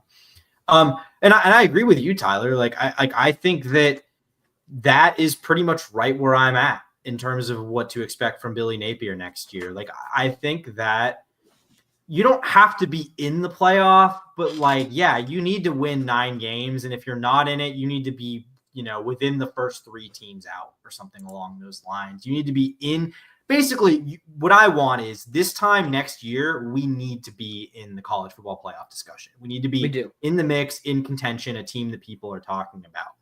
Because where I kind of stand with Billy right now is like these last 2 weeks were enough to get me to like buy in and sign off on year 4. Like, I think he's earned year 4. I'm ready to see year 4. But with the potential that he's got and kind of the bill of goods we've been sold about what their plan is this offseason in terms of beefing up the roster, you go 8-4 next year, man. Like, if you're just like barely even ranked by season, like if it takes you 4 years to finish ranked and you're still only ranked like 23, how could you feel good about where this is going? I mean, because at that point, it's hard to imagine Lagway would have had a generational kind of season if you're losing 4+ games. I mean, if you're looking at it next season, you do play Texas. We host Texas, so that's a big plus. Georgia, obviously, we play Georgia. A&M, they're probably going to go buy a quarterback at the portal. Don't know who that could be. Might try to buy DJ Lagway. Don't think it's going to happen. It's not, but they'll definitely try for that. So that's 3 teams that could all be top 5 level teams as well. That's why I say 9-3, because then you still have like a Tennessee on the schedule. I mean, Miami's probably going to try to buy another quarterback unless they trust Emory Williams by then. But they're probably going to try to buy another cornerback. I don't think FSU is going to be good enough to where they're competing with us to where they're even worth mentioning right now. So LSU should be, I don't know, man. LSU is interesting right now. It's really hard to tell. But so really looking at those 4 teams, I say 9-3 because those 4 teams are probably going to be in the playoff hunt, if not in the playoffs. You need to at least be able to beat one of them. Ideally, you beat 2 of them. And if you can't beat any of them with DJ Lagway, I mean, that's definitely a coaching failure. Yeah, and we've seen him lose games that it's not a talent thing. It's not that the team didn't play well enough to win. There was one of those losses this year. He's finding a way to win those games, and that's great. Yep. That's awesome. That's an awesome step. That's good progress. Got to keep it going though, because no one's going to care if you get a couple ranked wins if you lose 4 games and aren't in the postseason discussion. Nope. Yeah, and then going on past DJ Lagway, it is going to be interesting to see if he was just made by having the possibly best QB in the country. Mm-hmm. But we do have guys like Tramel Jones and Will Griffin coming in. Will Griffin probably a higher upside than Tramel Jones is, so it's going to be interesting to see that QB battle maybe happen. They're still the portal. Maybe they go after a portal QB for a year or something. But because it's also, I mentioned, I still want to see a top 5 class. Because another thing that I was thinking about, we're going to go all in on the portal. If we're just getting 1-year guys to make the playoffs, Lagway's junior year, we're going to have to do that exact same thing. Hopefully your other guys develop as well. But you're probably, because the guys this season that we're bringing in, they're not really going to affect that one. And it's such a small class that's probably not going to be the difference between the national championship and 9-3. So, that's going to be a lot of money to spend. And, we're probably going to have to up the money for Lagway based on what we're seeing right now. I'd hope he gets more money with how good he is. So, we got to bring those top 5 classes in to where we don't have to have a generational type of quarterback, to where Will Griffin, who could still be a good QB. I mean, I can still see him being like on a level of like a Garrett Nussmeier or like Dylan Gabriel, to where they're QBs that can win championships, but they're not going to carry a roster that's like 10th. And instead, if they have a roster that's like 5th, they can win something big. Yeah, I totally agree. And I am very skeptical that that's something that he's going to be able to do unless he brings in an outside OC. Because I think we're pretty clearly seeing Lagway having to do a decent amount to get the most out of this current offense. I think that can change if you bring in someone who tailors something a little bit better, better towards the actual personnel. One good thing I have heard is I'm hearing it's pretty likely we hired a GM, which would be great for recruiting. Yeah. And which also might mean Billy does stick to calling plays as well. But Russ Callaway, I've heard he calls play when DJ's on the field for the most part. So I don't know if he trusted Russ in that top 10 matchup, because they both talk about him, all the plays and everything. Mm-hmm. So I do wonder if they go try to make that big splash of OC hire though. Yeah, and I mean, I don't think, even if it is something where Billy promotes Russ and just names him full-time play caller, like, I don't think even though Russ's background is air raid, so definitely like kind of cut from a different cloth than Billy, I don't think if he doesn't bring in someone outside, it's still going to be Billy Napier's offense. Like I don't think we can really expect to see major tweaks. I mean, I think there's been some tweaks already from the increased influence that Russ Callaway has this season, but I don't think you're going to see like a completely different offensive identity, which I wonder if maybe is what's needed if you're going to take that next step with Lagway. Maybe I'm wrong, but I certainly think that might be needed. But hey, it's really good that we're now actually talking about Billy being able to win a championship here. Yeah. I mean, after week 3, no one would have said that. So definitely love to see it. Got Clayton. I don't mind if Billy gets an OC, but I also have absolutely no problem if he doesn't. He's a good OC, but I think he's not good enough to where he doesn't have to fixate on the smaller problems like we need him to right now. Because like if he's an OC like Lane Kiffin, then those smaller problems usually do get passed away. But they're not right now, and he's just not an elite OC. Yeah, and what I would argue is like the only coaches you really see calling plays are the ones that are. And I don't think he meets that threshold of a guy that's so good that it makes the team worse to have someone else calling plays, which I think is what the standard should be if you're going to be a head coach calling plays. Like Dan Mullen. And yeah, Dan Mullen is good enough. I mean, he might be one of the most accomplished play callers in the SEC history. Maybe. I mean, Dan Mullen might be the best offense. Like Dan Mullen, if he were in college football still, would maybe be the best offensive mind in college football. Like, I don't think that's a stretch to say that that's possibly true. Like, I mean, maybe the best coach, maybe the best player in college football, and Tim Tebow, Alex Smith, a first overall pick, right? Alex Smith went first overall, right? Yeah. Yes. I mean, players like him. I mean, he coached Cam Newton. Don't know how much credit he gets for Cam Newton, but yeah. He absolutely did coach Cam Newton. And like Nick Fitzgerald, you saw when Dan Mullen left Mississippi State, Nick Fitzgerald went from one like most exciting QBs to watch and a good QB, I mean, to Mississippi State, wasting probably their best defense in Mississippi State history. Yeah, I mean, Kyle Trask wasn't a starter in high school. Like, I think Kyle Trask is a good player, but like, I mean, come on. I would love for Dan Mullen to come back as our OC. I think the bridge is kind of burnt there. Yeah, I don't think with the fan base. I mean, Jesus. Have you seen FSU fans like clamoring to hire him as their OC? So I also see him looking at Brandon Marion with the go-go offense. I think that would actually be kind of interesting. That would be, I think, because especially like Luke Cromenhoek. I think is how you say it. I think it's Hoke. Yeah, I think it's Hoke. And I think his mobility would be pretty fun with that offense. Yeah. But I don't know if he goes to FSU. He might take a head coaching job. So he's building a program the way Saban and Kirby did, and the team has growth in. Well, the difference is Saban's first year was 2007 in Alabama, right? Yes. By year 2, they were favorites to win the SEC championship game in 2008. Like Florida ended up beating them in the SEC championship Kirby game. went to a national title in year 2. Was it year 2? Yeah, it was year 2. No. They went and lost to Alabama. That was 2017. Wow. Yeah. They both went 6-7 year 1, didn't they? Kirby went like 8-5, I think, year 1. Kirby had a better year 1 than Saban did. Or I think he went 7-6 because I know they lost to Vanderbilt in year 1. He did, but they still had like an okay season. 2016. He also had a really good roster, like because Mark Richt was a good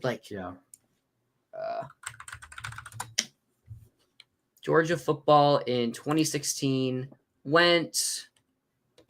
You're right, 8-5. Okay, yeah. It was Vanderbilt who went 6-7, so that's probably what I was thinking because they lost to Vanderbilt. So yeah. And then 2017, no, 2017. Yeah, that was the year they beat Oklahoma in the Rose Bowl. No, it was 2018 because 2017 was a Sean Watson. Because 2018. No, 2017 was the year that they had Kelly Bryant. Clemson had Kelly Bryant and lost to Alabama. And then and then Georgia beat Oklahoma. Because 2018 Clemson won the national championship. You're right. Yeah. You're right. Okay. Oh man. So this should be pretty fun. Our Florida State predictions. This is gonna be the first time we agree on a pick. I think it will. I think it will be. But hey, so far I'm 2-0. Maybe I'll give him credit. I was wrong. The streak going, so I'm 3-0 and so we keep winning just in case we don't want to risk it. Gotta be a little superstitious, but not. So my first, I'm gonna look at FSU's ways to win this game. FSU in sack rate is 22nd in the country. DJ Lagway, I assume, is still going to be like a no on running. So if they can get pressure, like they still have talent on the D line. The guys haven't really fully shown it like to be a unit. They've been like individually talented players. If they do show it in this rivalry game, I mean, they could get to Lagway. Like the O-line's been good. And it's like, I mean, Lagway got sacked 3 times versus Ole Miss. I think so. Which they have a better pass rush. But still, I mean, Lagway had to avoid some sacks. So it's not like they were blocking them to where they only got 3 sacks. Lagway was avoiding them. If FSU can finish those sacks and they have like 5 or 6 sacks in this game, I mean, that's really their side to stop our defense. Because when you look at our offense, when you look at the rest of them on defense, they give up 4.7 yards per carry, which is 93rd in the country, and 7.6 yards per pass, which is 83rd in the country. So individually, their passing and rushing defenses are in the bottom half of the country. And I mean, you really don't. I mean, for what we expected from FSU, best defensive line in the country they were expecting. I mean, it's just not good. No, it's not. I mean, I agree the talent's there, but it's like, it's guys like Patrick Payton who, people thought was like, I mean, I heard people say that they thought he was like draft people say they thought he was going to be better than Jared Verse. Yep. Has not been better than Jared Verse, not by a long shot. He has not. So, yeah, I mean, I think I will say that I think like, I think that's the right line of thinking here, like in terms of how FSU can win this game. Like, I don't think their defense is like abysmally bad. No, like it's kept them in games, like, and even games that they were never really in, like Clemson. Like Clemson didn't really pour it on them. It was more just grinding out a battle of attrition against a team who can't put points on the board, which is what FSU is. So I'll also say their the passing yards was like 83rd. Their overall passing yards allowed in the game was in like the 30s, so that's not bad. But it's also like they haven't really played elite passing offenses. I mean, besides like Cam Ward and Miami. And I mean, Klubnik's gotten better at Clemson, but I wouldn't call him. I'd say Lagway is better than Klubnik right now. I'd say our passing offense is better than Clemson's. Yeah, maybe. Yeah, maybe. So what I'm looking for Florida's offense to do, I kind of just want to see us pound the rock on them. Because I think that's the easiest way to win this game by like 30 points. I mean, I was so shocked this morning when I figured out the spread. Depending on where you go, it's like between 13 and 15 points. I mean, if you're better, I feel like that might be some of the most free money that I've seen in a Florida game or really in college football this year. I don't think it's going to be a packed stadium. I mean, they're a 2-9 team. Like, I know it's a rivalry game. I don't think Florida would even pack a stadium at 2-9. And we sold out 13 straight games. So it's like, I don't think the atmosphere is going to really be a big pressure on this offense at all. Could it be majority Florida fans? Like, is that a ridiculous thing to think? I don't think it is. I don't think it is. Ticket prices are still pretty high from what I was expecting. Like, I was looking, it's like $190 for the cheapest ticket on Ticketmaster, which I feel is insane. I think those prices are going to drop. But, like, yeah, it might be more Gator fans. We talked about last night. We're really set the over-under for Montrell Johnson. If he's fully healthy, I'm going to set it at like 100 yards. I think he probably gets there. Jaden Ball. I mean, where do you set the over-under for him at? Like Jacoby Jackson. I want to see Montrell get like 20 carries, Ball get like 15 carries, Jacoby get like another 10 carries, rush for like 300 yards on them, and then Lagway have like 10 total throws for like 200 yards. That's kind of how I want to see us play this game. I want to see us use the run to then open up the deep shot passes, which is really how that Billy offense works. Yeah. Mm-hmm. Well, I mean, I think if that's what you want to see, you're probably going to get that. I think that's probably a pretty safe bet. I mean, that kind of because of what I said about the defense is why, like, I think you could win this game just having Florida, DJ Lagway go crazy and just try to hit a bunch of deep balls to Mizell or Badger. I don't think Billy tries to do that, though. I don't think that's the way Billy wants to win the game. And I think he knows he can win the game pretty easily by just establishing the run and kind of playing it safe. So that's probably what I would expect him to do in this game. Definitely. So I'm going to talk about what FSU needs to do offensively for them to have a chance to win this game. Because obviously I said they can get 6 sacks and maybe have a chance to win it. They still need to score points. So they don't do anything well on offense. They average 2.7 yards per carry. I did not think I was reading that right, but like I was. So maybe the website was wrong, but like 2.7 is probably one of the lowest numbers I've seen in college football history. So I do like their running backs, but they're not going to win this game by running all over Florida or even running decently over Florida. The way they win this game is by checking down the ball. And I know it sounds crazy, but like, I mean, Florida's been playing soft coverage the past couple of games because, I mean, teams have good receivers. But, Florida has been playing a lot of soft coverage with the injuries to our receivers. We haven't seen FSU really do well in the passing game. Croman Hook, I assume, is going to be the one that starts for FSU. I saw DJ Uliugalele have 2 passes last week, and they were incompletions. So I'm not sure if they can or even will try to check down the ball. I do worry Luke Croman Hook is going to end up trying to play hero ball, and Florida's defensive line has been playing elite lately. We talked about Caleb Banks had 2.5 sacks, had a sack the game before. Tyreek Sapp has also like 3 or 4 sacks in the past 2 games as well. So I don't really expect FSU offensively to really even to be able to do anything. The receivers also aren't good. I mean, they're tight end. I can't remember his name off the top of my head. I know they had a lot of hype for him coming out from the transfer portal, and he drops like everything thrown his way. The receivers also, Ja'Kai Douglas is okay. But then outside of that, Hakeem Williams has not developed at all really for him. I thought he was a little overrated coming out of high school, but like I'm obviously biased there. But they haven't been able to develop him really. And their other receivers also they aren't really that good. So even if you try to check down the ball, they're going to drop the ball a lot. And our defense, the D-line is going to get there.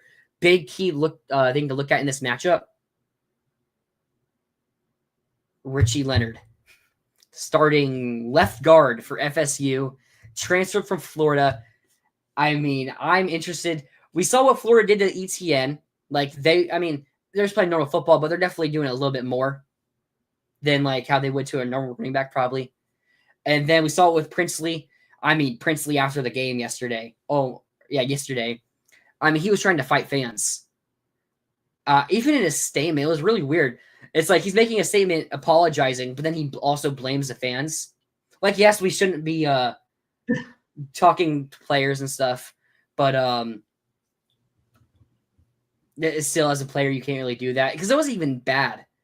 It's like they basically just said that he should transfer. He shouldn't have transferred. So, I mean, they definitely got in Princely's head.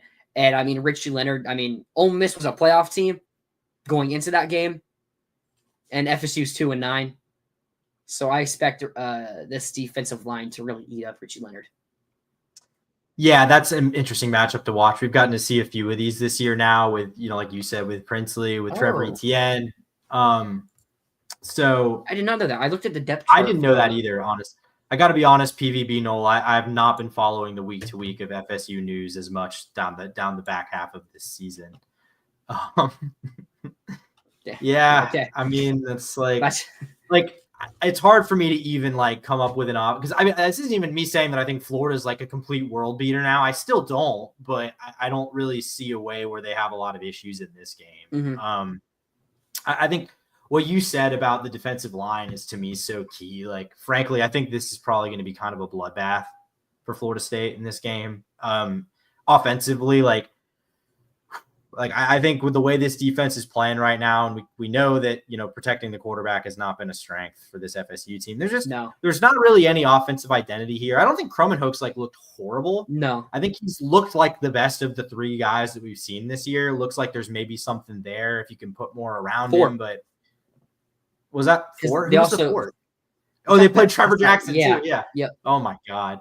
Yeah, it's not ideal. I mean, I think, like you said, just they don't have the playmakers. They lost the guys that they had last year, and looking at someone like Malik Benson, he's barely over the 300-yard mark on the year. Just I don't know if he's been injured or if he's just a non-factor. Honestly, I'm not positive, but like a guy that everyone sort of thought was the next guy up to replace Keon Coleman and Johnny Wilson, it didn't work out. They just don't have the juice on either side of the ball right now. Especially the offense. It's bad. So I said it a bit ago. I don't know if you heard me. I said FSU averages 2.7 yards per carry. The thing is, if they can find a way to block, I do like their running backs. I mean, I like Lawrence Holofili. I think he's a solid running back. Roydell Williams is a solid running back. I liked Jalen Lucas a lot before he got hurt. I was a big fan of Lucas, actually. But and they got another guy. I can't remember. We talked about him last night. Had 2 touchdowns on 3 carries and 30 yards. So, I mean, I think so. I haven't watched him, but based off those stats, it would suggest that he is a good running back. So it's I think they have the running backs to be a good rushing offense. They just don't have the offensive line. Yeah, it's a problem. I mean, they went and got Roydell Williams, who was he was fine, productive running back at Bama. Nothing insane, but it's just goal line guy. Nothing going there. Just nothing going. I don't really see what the path is. I could see FSU slowing Florida down enough and this possibly being a not very satisfying 24-10 kind of win or something like that. Maybe they don't even score 10, but you know what I'm saying? I could see that happening. I don't see how this gets into a 2022-esque shootout where it's Croman-Hook and Lagway going blow for blow. I don't see a reality where that happens. Yeah, Kezia Holmes, that's who I was thinking of. Doesn't really push. He only puts him into develop, so he probably won't see much of him early on in this game to the point to where he's a reason that they have a chance. But let's get into our score predictions. You already have yours? I mean, I'll say I've got mine. Yeah. Okay, I'm gonna let you go first. Okay. Yeah, I mean, I think that this is gonna be a pretty easy win. Frankly, I think it could be if Billy had built this team kind of more in the style of an Ole Miss, I think this one could get really ugly. I don't think it necessarily will just because of the way that Florida plays games, but I don't think it's ever going to feel in doubt or in jeopardy or anything like that. I think it's going to be pretty apparent that Florida is the more physically dominant team on both sides of the ball. I think that's abundantly clear when it comes to the line of scrimmage, and the game's about blocking and tackling ultimately. So I'll say Florida wins. I think maybe they give up a couple garbage time scores. I'll say they win like 41-14. 41-14. I'm like exactly right there. I'm 42-10. Whether it's a garbage time score or like an early score to where like FSU is really hyped going into the game. And maybe it's like a 20-7 or 17-10 or 17-7 type of score going into like halftime to where it's like, oh, FSU, it's like Florida's dominated, but the score isn't really showing it. But like in the end of the day, in the second half, Florida's going to be able to run all over them, even if they don't in the first. And Lagway's going to take over at one point if they can't run, which we will be able to run. So yeah, I'm going to go 42-10. Yeah, I mean, I'm pretty much right where I'm at. So like, I could see Florida putting the paint on in this game and it being like 55-3. Like, would you be stunned if it's something more like that? I don't think I would be stunned. Because I don't think Billy's gonna try to do that. But like, I mean, Lagway's just so good. And I mean, our offensive line is maybe like in that top 10-ish area. Like it's not elite. But run blocking, it might be one of the best offensive lines. So, like, even if their D-line can stop or run a little bit, I mean, I'd say won't really be able to, man. I don't know. I mean, I wouldn't be shocked if it's like 32-0 at halftime. Yeah. And the reason I don't think it'll be like a 55-3 is because if it's 30, we know from Billy Napier, if it's 32-0 at halftime, the final score is going to be 35-7. Like, how healthy is Lagway right now? So, I mean, he had 6 carries, or he had like 3 carries and he got sacked 3 times against LSU. He was told not to run I'm pretty sure you said that. McRoy said it. So he was told not to run in that LSU game. Yeah. I mean, LSU and Ole Miss game. I mean, that's the thing I said. If they get 5 sacks and like they take out Lagway, maybe it's only a 2-score game. Like, even if Warner's in there, like we've seen Warner struggle. But he's also struggling against 2 top 10 defenses in the country. And it's like FSU just isn't a top 10 defense or even top 50. Yeah. Well, I mean, and Warner is I mean, the offense just straight up can't do anything when Aiden Warner's in the game. But even with Aiden Warner, like against Georgia, they hung in there and they tied it in the fourth quarter. Like, and the Texas game really sorry, what? They ran for 200 yards. And it's like, on Texas, and like it's like Texas backups, but like those Texas backups probably on the same level or worse than Florida State's offense. I mean, starters right now. And that wasn't a game because Quinn Ewers threw for 300 yards and 3 touchdowns in the first half. Like you were just getting torched. FSU's not going to do that to you. So we should see Cormani maybe in garbage time. I mean, probably actually will. Yeah, if our score predictions are true, he'll be in the fourth quarter. I mean, yeah, well, I mean, he might be even in the rotation just because where they're at, like in terms of injuries and depth. Florida's defense gets at least 2 pick sixes. I mean, Florida's creating a lot of turnovers as well. So, like, even if it's not picks, they're also still getting sacks, which with young QB like a Cromanhoek or another QB that turns the ball over like Brock Glenn, those strip sacks can just equal the same thing as a pick. And I think Billy may try to run up the score to impact recruiting. I wouldn't necessarily put it to impact recruiting. Solomon Thomas, like that's the big FSU guy we're trying to flip. He likes FSU. Like he likes the coaches. So if Billy maybe gets a little toxic, maybe it convinces him not to go to Florida. I mean, probably not. I wouldn't say that's going to happen. But like, I wouldn't also say that he tries to do that to help recruiting. I don't think he will run up the score. It's going to be like, we're just going to run the ball. If we run up the score, it's because FSU let us, not because Billy tried. Yeah, that seems pretty out of character for Billy Napier to try to do that. And I don't even mean it because like Billy Napier is such a good sport that he doesn't want to embarrass Mike. Like that's not what I'm saying. Billy's just style is like very much a like, we're gonna like brute force our way to win these games. Like I don't think Billy ever comes into a game with the plan being we're gonna score 50 points tonight. Like I don't think that's really ever Billy's like plan for winning football games. Record for sacks. Yeah, you will set a record for sacks this game. Bring a blitz, and we are done. The worst coached O-line I have ever seen. I mean, with Caleb Banks, Tyreek Sapp, Cam Jackson, Cam James also really stepping up, and George Gums also being good at, off the edge. Denson, didn't he help us get one of our sacks on Dart? No, I think of the LSU game. I think of the LSU game. I might be. He didn't. He wasn't credited for it. If it was yesterday, He wasn't. Yeah, he wasn't credited for it, I don't think. So, I mean, maybe we do bring some blitzes, and I mean, probably don't need to bring blitzes. We can probably just rush 4. Let's get there. Yeah. I think it needs to be clear. I think given the opportunity, he will. Like, if we're saying there's like 2 minutes left and we're on like the 30 and we're like the 50-yard line and you're saying that he's going to pass the ball, I don't see that happening. Yeah. He's just going to run the clock out. Especially because I don't really think he's trying to develop Warner to be like the next QB. So it's not like he needs to get Warner reps, especially because it's the second to last game of the year. Assuming we take the bowl game, so we will. And he'd probably rather get the young running backs and young offensive linemen. That's probably something to look out for in this game because we only had one bye game against Stanford early in the year. See some of these young offensive linemen like a Caden Jones, Fletcher Westfall, Roger Kearney, Marcus Maskell maybe. See some of these guys in the second half, and because we might lose 4 offensive linemen this year.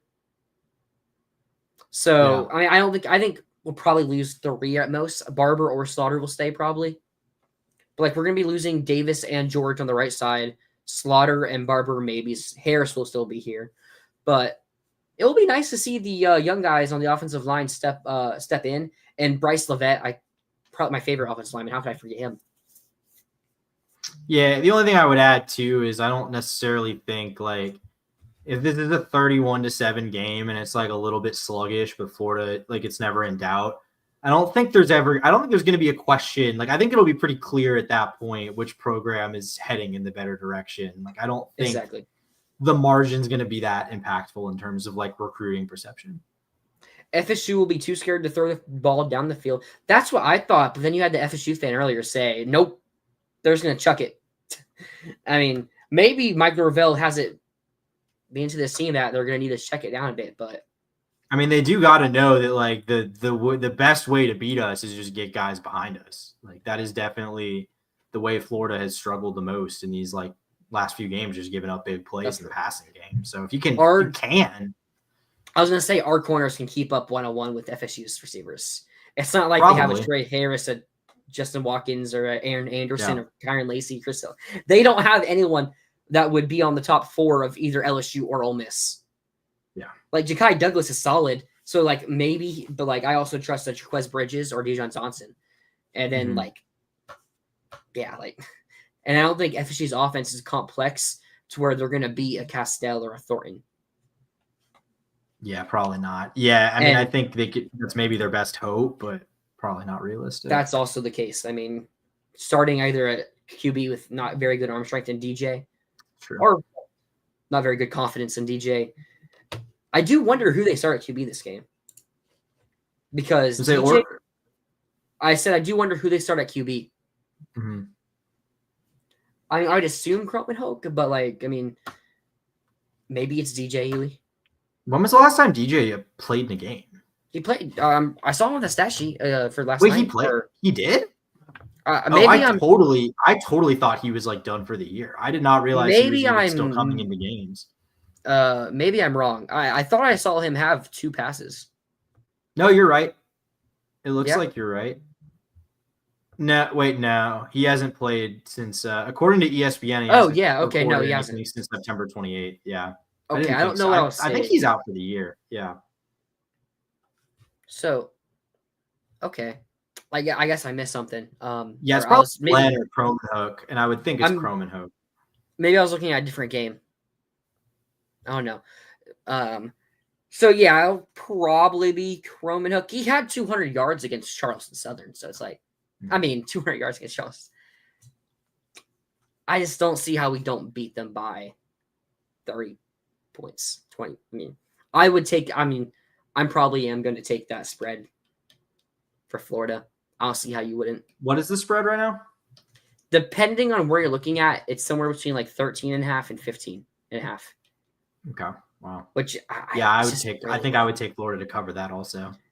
Unless, like, well, obviously because we've made our picks, but yeah. I mean, unless the bookies just know something we don't.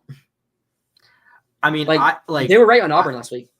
Yeah, they were, but that also didn't stun me because Auburn's actually played everyone pretty tough. They just choke every time, and they almost did like 9 times last night. They did. But they pulled it out at the end. A&M dropped it. Like they A&M. It should have gone to another overtime. A&M just dropped the open pass. Did you see that?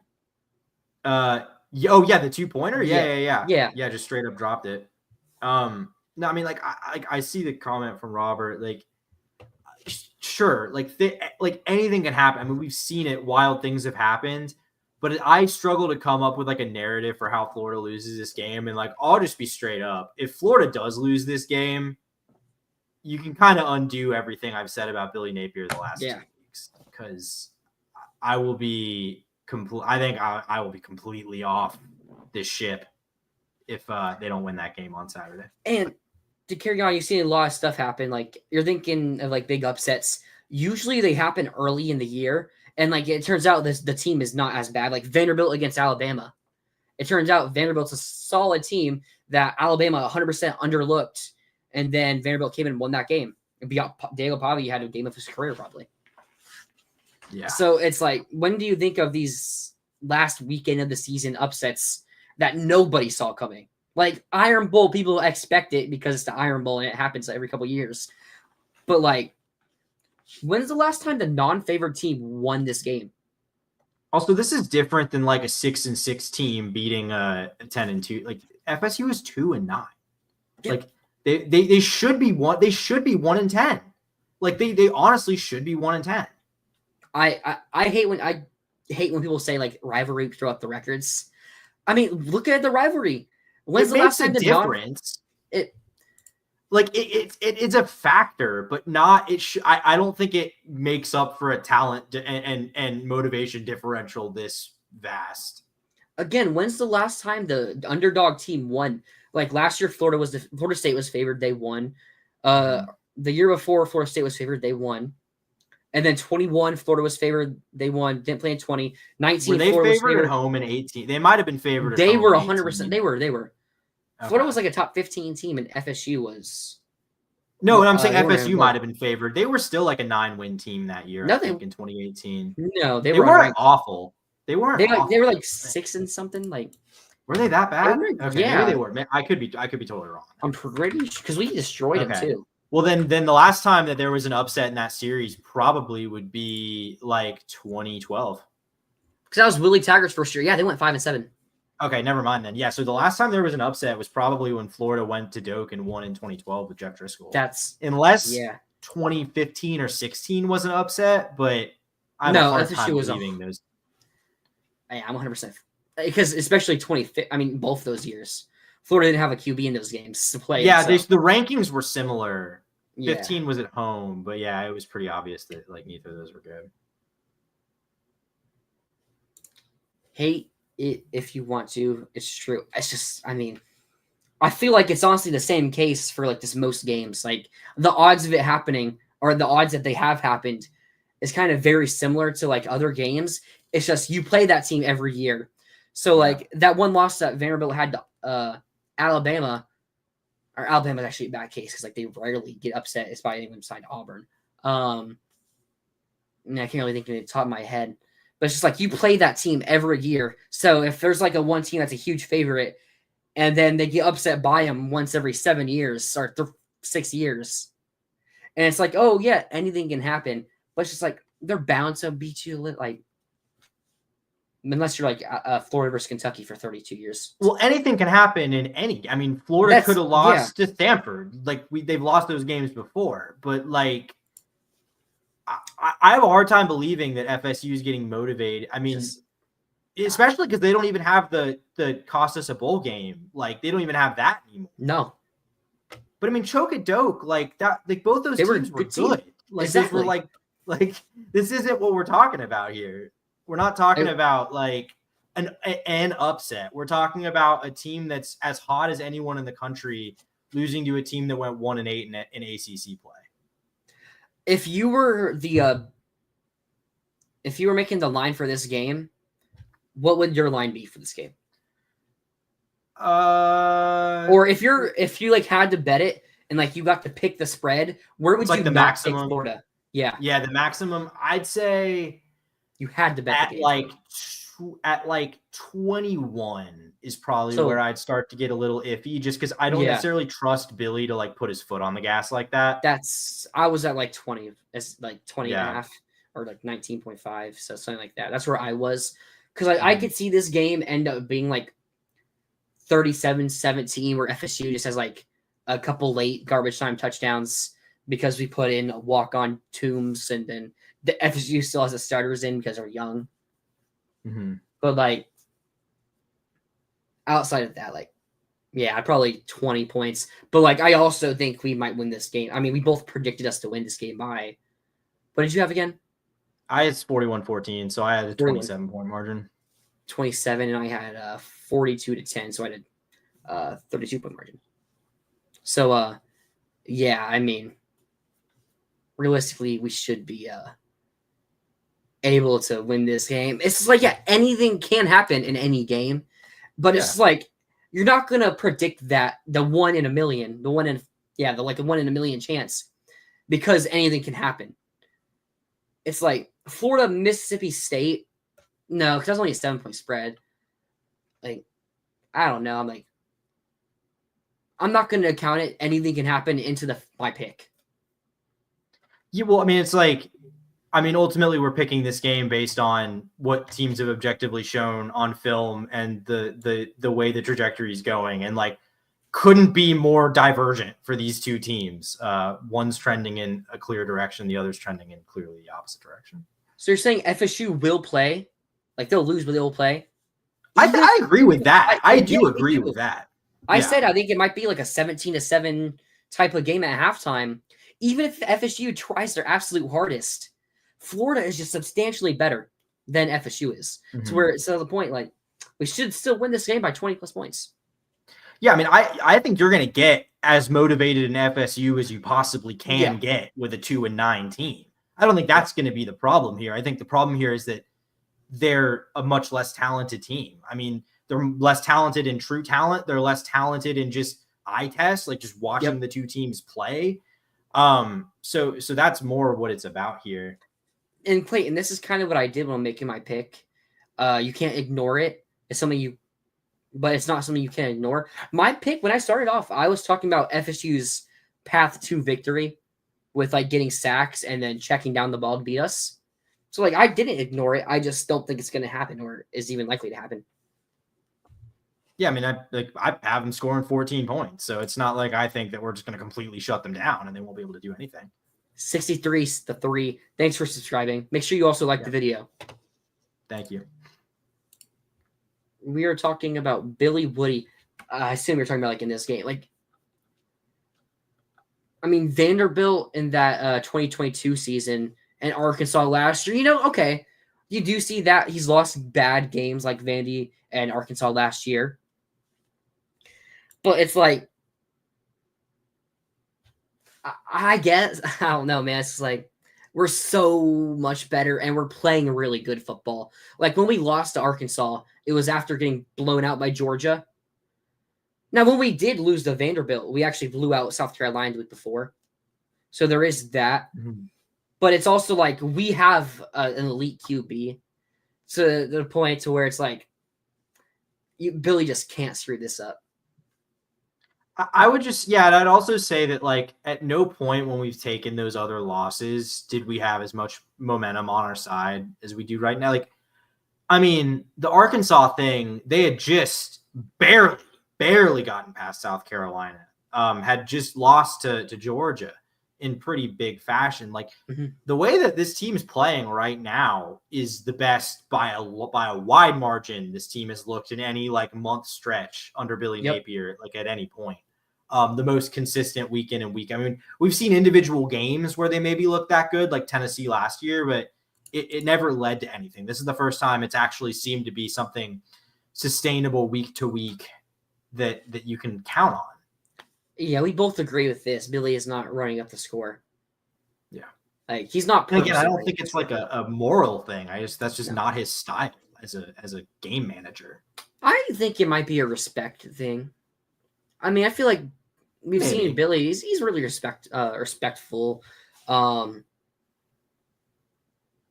Like I mean, I just didn't want it to come off as me saying like, oh, my coach would never run up the score. Like I didn't want it to be like perceived as like that kind of. My coach is a godsend. Come on. But yeah, yeah, we're probably not going to run up the score. I mean, you look at Samford though. They kind of did. I mean, Aiden Warner scored with like 16 seconds left. Yeah, I feel like it's a little different. I don't necessarily even count it as running up the score if you're just like running the same offense but with entirely backups. Mm-hmm. Like at that point, it's like just stop it. It's backups. You know what I mean? It's not like we're Lane Kiffin. Yeah. Just air raid with your starters when you're up 30 points on Arkansas. So I'm excited for the game. Night game in Doak. I would love for the Doak to be blue. Like, could you come up with a name for that? Like, I mean, I should have thought about this beforehand. Because, like, there's a choke at Doak. Like, yeah, it would be funny if it's just like Florida. How about the cloak at Doak? Like it's cloaked blue. I don't know. Could probably do better than that, but that's what I came up with in 5 seconds off the top of my head. Yeah, Billy Napier also isn't Spurrier. Yeah, so in many different ways, Billy Napier is not Steve Spurrier. No. Little brother stays little brother. I can agree with you there, man. Steve ramped the score and didn't get an F legend. That's why they got a statue of him and the field's named after him. Yep. I mean, he also got one for being a good QB statue. Yeah, that too. Nice guys finished last. Billy needs me more. I do agree with that a little bit, but like not in the fact that running up the score. It's not like we're in the 1920s to where AP voters decide the national champion and that if you score more points, you're a better team. Then like they say winning a game 70-0 is better than winning a game 40-0. Yeah, and I would also say like I'm not saying that's not the case with Billy necessarily, but if you're determining that based on like his persona in interviews and press conferences, I would kind of caution against that because that's not a very authentic version of a person. Let me just say that. It's not necessarily indicative of like whether or not Billy's a shark behind the scenes when it comes to recruiting. So I'm not saying he is, but if you're basing that off of like his kind of demeanor, which I know what you mean if you're basing it off like his demeanor publicly, because he's certainly a very seems pretty like a laid back guy who doesn't ever get too intense or emotional one way or another. Lane Kiffin says Jackson Dart spent his night at Kiffin's house following the loss. This guy put a lot into Ole Miss and this team as much as any player I've ever seen. He felt like he let down the team and the whole city of Oxford. Doesn't it feel good, like just like causing other schools to have like existential crises? It's pretty awesome. That meltdown Jackson Dart was having after throwing the picks was crazy on the sidelines. I mean, I know. Yeah, that's true. I know Doak's it only holds like 50K now because of the construction. Billy isn't trying to score on every play. Then he has no call business calling plays. I disagree with that take. Like, I mean, you hope every play ends up being a first or a touchdown. But like, if you're on a 4th and goal on the 1 yard line and you're running or like a 4th and 1, like the 50, and you're running a QB draw, your goal there isn't to score a touchdown, obviously. Like your goal was to get a first down, or if like you're a 3rd and short, like I mean, exactly, you're just like trying to pound it in for a first down. I mean, not every play is.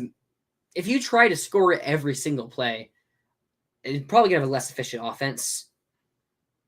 So, I mean, yeah, and I mean, I would also add that while I agree with you, also I think both of us have said that we don't really think Billy should be calling plays either. Yeah, so. that is also true. About stats in a rivalry, you can. I just like guys, like I get what you're saying. Like I'm not discount. Like I'm not. You're right in the sense that like that makes it more interesting and competitive than it would otherwise be if it were a normal game. But I disagree that you can just throw stats out because how many times has Florida, when they were bad, just gotten absolutely creamed by a much better FSU team or vice versa? Like, that's Also, usually what happens. I think you can just throw out Florida stats because, like, we're looking at 3 different sectors of this team. You're looking at, like, before the first bye week, where the defense was horrible, offense pretty bad as well. Like, Mississippi State looked good, but, like, offense was really bad. And then, like, the middle sector of the season, to where the defense was playing better, but, like, also Graham Mertz, like, he wasn't running up scores. Like, Graham Mertz wasn't just winning games, or, well, losing Tennessee, but still. And then you have, like, the past couple games to where now Lagway's lighting it up on offense. So it's like you can just throw out Florida stats because, like, we've seen 3 different versions of the offense. And, I mean, the defense has gotten better. So Florida stats are all out of funk. Like, we're 101st in total yards. But, like... Yeah, Florida's like EPA and rankings and stuff like that are not particularly useful this season because very different iterations of this team. Ooh, here's a good question. Bigger win, LSU or Ole Miss? LSU is a bigger rivalry, but I don't know about game this year. I think it's easily, Ole Miss, easily. Because not only are they like they were a top 10 team, we beat them, so it, like, looks better there. We also, like, Lane Kiffin, Billy knew everyone wanted Lane Kiffin, or a lot of people wanted Florida to hire Lane Kiffin. So it's like he's not going to talk about that, obviously. But, like, there is a little bit of that behind the scenes. And we kept the team out of the playoffs because we beat it. That's, like, a really cool thing to do. Yeah. Like, we played spoiler for Ole Miss. Like, they would have made the playoffs because they weren't going to lose to Ole Miss. I mean, Mississippi State. I mean, you guys would say don't throw I mean, it's a rivalry game. Can't overlook anything. Also, like, rivalry. Like, it's more of a rivalry game than your average SEC opponent, but Florida LSU. Yeah, like that doesn't carry the same like weight as a Georgia or a Florida State, or even I would say a Tennessee. Personally, going back to that, if you score on a 4th and 1, then you don't have to worry about getting a first down. It's a way more risky play. I mean, football is now a game of percentages. And it's like running a Hail Mary compared to like a QB sneak on a 4th and 1. You're way more likely to convert the QB sneak. Probably. Yeah. I mean, I don't know the exact number set, so maybe I'm wrong, but I probably not. Wow. I hate that anyone ever wanted Lane. Lane is willing to cheat to win. UF would rather lose than cheat to win. What? Like... What's the evidence of Lane cheating beyond what we know everyone else does? I'm like, genuine question. I was also going to say, do we really think Urban Meyer was like the cleanest winner? Also, like, Florida should be cheating. Like, I mean, not like serious cheating, but like Florida should be tampering. If they're not tampering, they should be. I mean, what he's probably talking about is faking injuries. Oh, okay. I agree with you in the spirit of that one. Like, it's pretty lame. I'm with you. If that's what you're talking about, I do agree. That is one of the bigger, because I was a Lane guy. Like, I like the idea of hiring Lane. I mean, a lot less now, obviously, but that is a negative point for sure. I don't want to like accuse guys of faking. I don't like on a case by case basis, but like broadly speaking, they 100% are doing that. Gators will be a top 15 team coming into next year. Pushing for it, at least. I'm like 90% agreeing with you there. Because like that other 10% is us like losing to FSU and then like having a bad offseason. Mm-hmm. That's the other 10. That's like the 10%. Because like if we do those, like that's really the only reason we probably wouldn't be bad. Yeah, like lose transfers or something. But I mean, I don't think it's going to happen at a bad rate. Yeah. I'm curious on who Florida will play in the bowl games and if any players opt out of it. A lot of different predictions. I've seen TCU. After the win against Ole Miss, I've seen now TCU and West Virginia, as well as USF. Yeah, I've seen Louisiana, which would be interesting. Mm-hmm. I do. I will say, though, the Louisiana probably now less out the window after the win. Yeah, I still see people projecting like Gasparilla Bowl, which is not. That's great. Which is in Tampa, right? That's in Mary James. Yes, yeah. What is USF's record this year? They're like 6-4, something 6-5 or something like that. They're like middling. I don't know how that would. Yeah, they're 6-5. I don't see how they would play USF. I don't think that would work out conference bowl wise. Like the only thing they have there is region. I think that would be a heavy mismatch for a bowl game. Like, and there's already a lot of them in bowl games, but like I think that's even a bit too much for a bowl. Against who? Sorry, USF. Oof. Yeah, that's not great. We're also looking. Florida might be the finished top half of the SEC this year. We're 4-4, and LSU plays Oklahoma. Who are the teams we're tied with? Let me pull up the SEC standings real quick. We're currently 9th after like tiebreakers and like teams that have one less SEC game because we're done with our schedule. So there's some 4-3 teams. SEC standings. So Florida is currently 10th. I thought, is this not updated? No, it is. Okay. It just went away for some reason. 1 sec. We're 10th, but that includes LSU at 4-3. So LSU could lose to Oklahoma. We saw Oklahoma destroy Bama. Definitely. Who destroyed LSU. So that's pretty funny to think about. Missouri plays a decent Arkansas team. Alabama plays the Iron Bowl. And Ole Miss, they're probably going to beat Mississippi State. So we're currently 10th right now. So LSU is 4-3, Oklahoma. Missouri's 4-3. They play Arkansas, and Alabama's 4-3, Auburn, and Ole Miss is 4-3, and they play Mississippi State. So we could theoretically jump to 6. We would have the tiebreaker over all these teams, I assume, because so if Ole Miss, Alabama, Missouri, and LSU lose, Florida could finish 6th in the SEC. So I'm pretty sure that's how bowl tie-ins work. So just to clarify on that point, it's like a draft system. So it doesn't necessarily have to correlate to the standing. You get to pick. So sometimes like if the bowl thinks that one fan base will travel better or is more regionally appropriate for one or something, or they just straight up want to make a matchup happen, they'll sometimes deviate from the standing. So that's a good predictor, but it's not necessarily what's going to happen. You know what would be a really funny thing that happens? Miami might lose to Syracuse. I'm not going to project that to happen. They have the offense to keep up, I think. Yeah, I mean, Syracuse is a decent team. They're 7-3 right now, or 8-3 right now. So, I mean, yeah. So if they lose to Miami, what if Florida and Miami get matched up in a bowl game? A 7-5 Florida versus a 10-2, maybe 10-3, based on like, I think Clemson might make the ACC championship over Miami. I don't know. They'd be tied, so I don't know tiebreaker. Yeah. Well, so like that's a scenario though where I think they would go like they would intentionally not pick that to avoid a rematch. That's true. I think it would be fun though, the rematch. I think it might be one of the most viewed non-playoff bowl game. Probably would be the most viewed non-playoff bowl game. Unless like you get like a Bama. Oh, dude, they're opt-outs for a non-playoff bowl Oh my god, Cam Ward wouldn't play. No. Cam Ward wouldn't play. None of those receivers would play. None of the running backs. I mean, we might actually. Yeah. We got an Auburn fan, Daniel Denny. Oh, y'all will be FSU. Congratulations on y'all's win. Yeah, that was fun. A&M. Yeah, maybe game of the year. 4 overtimes? Yeah, 4. Almost probably should have gone to 5. Ooh, but another interesting. Colorado.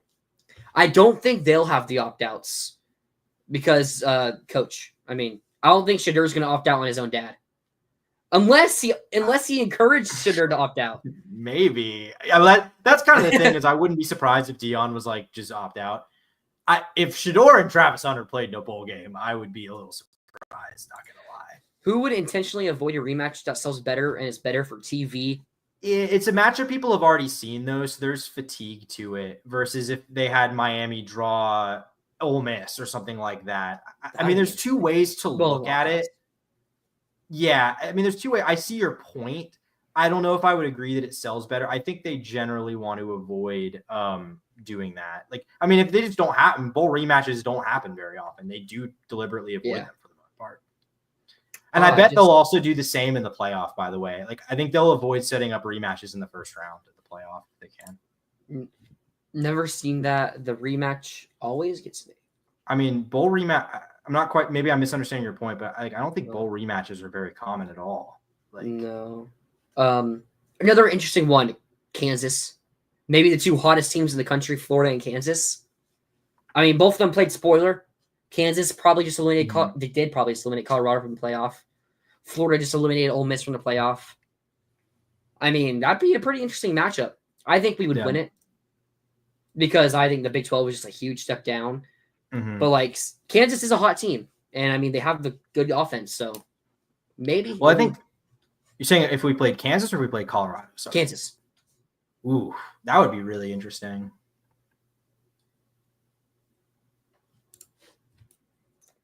I'm just not sure when it's happened, Clayton. Yeah, like I just literally like I'm struggling to think of an example of it happening. Because like the examples that I would think you'd like that could possibly would happen. Like outside of the playoff and New Year's Six structure, because those don't count. Because like have more. South Carolina, Clemson, they like were very similar last 2 years ago, and they didn't play each other in a bowl game. Yeah, I mean they would never give like us Florida State in a bowl game, other than like the '96 Sugar Bowl, but that was because of the championship. Yeah, structure. Yeah. Lagway versus Sugar would be great to see.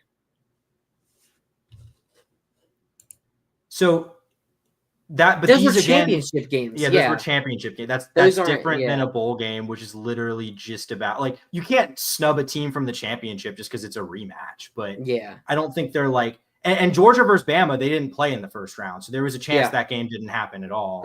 Again, FSU versus UF, they had to play because of the Sugar Bowl buy-ins.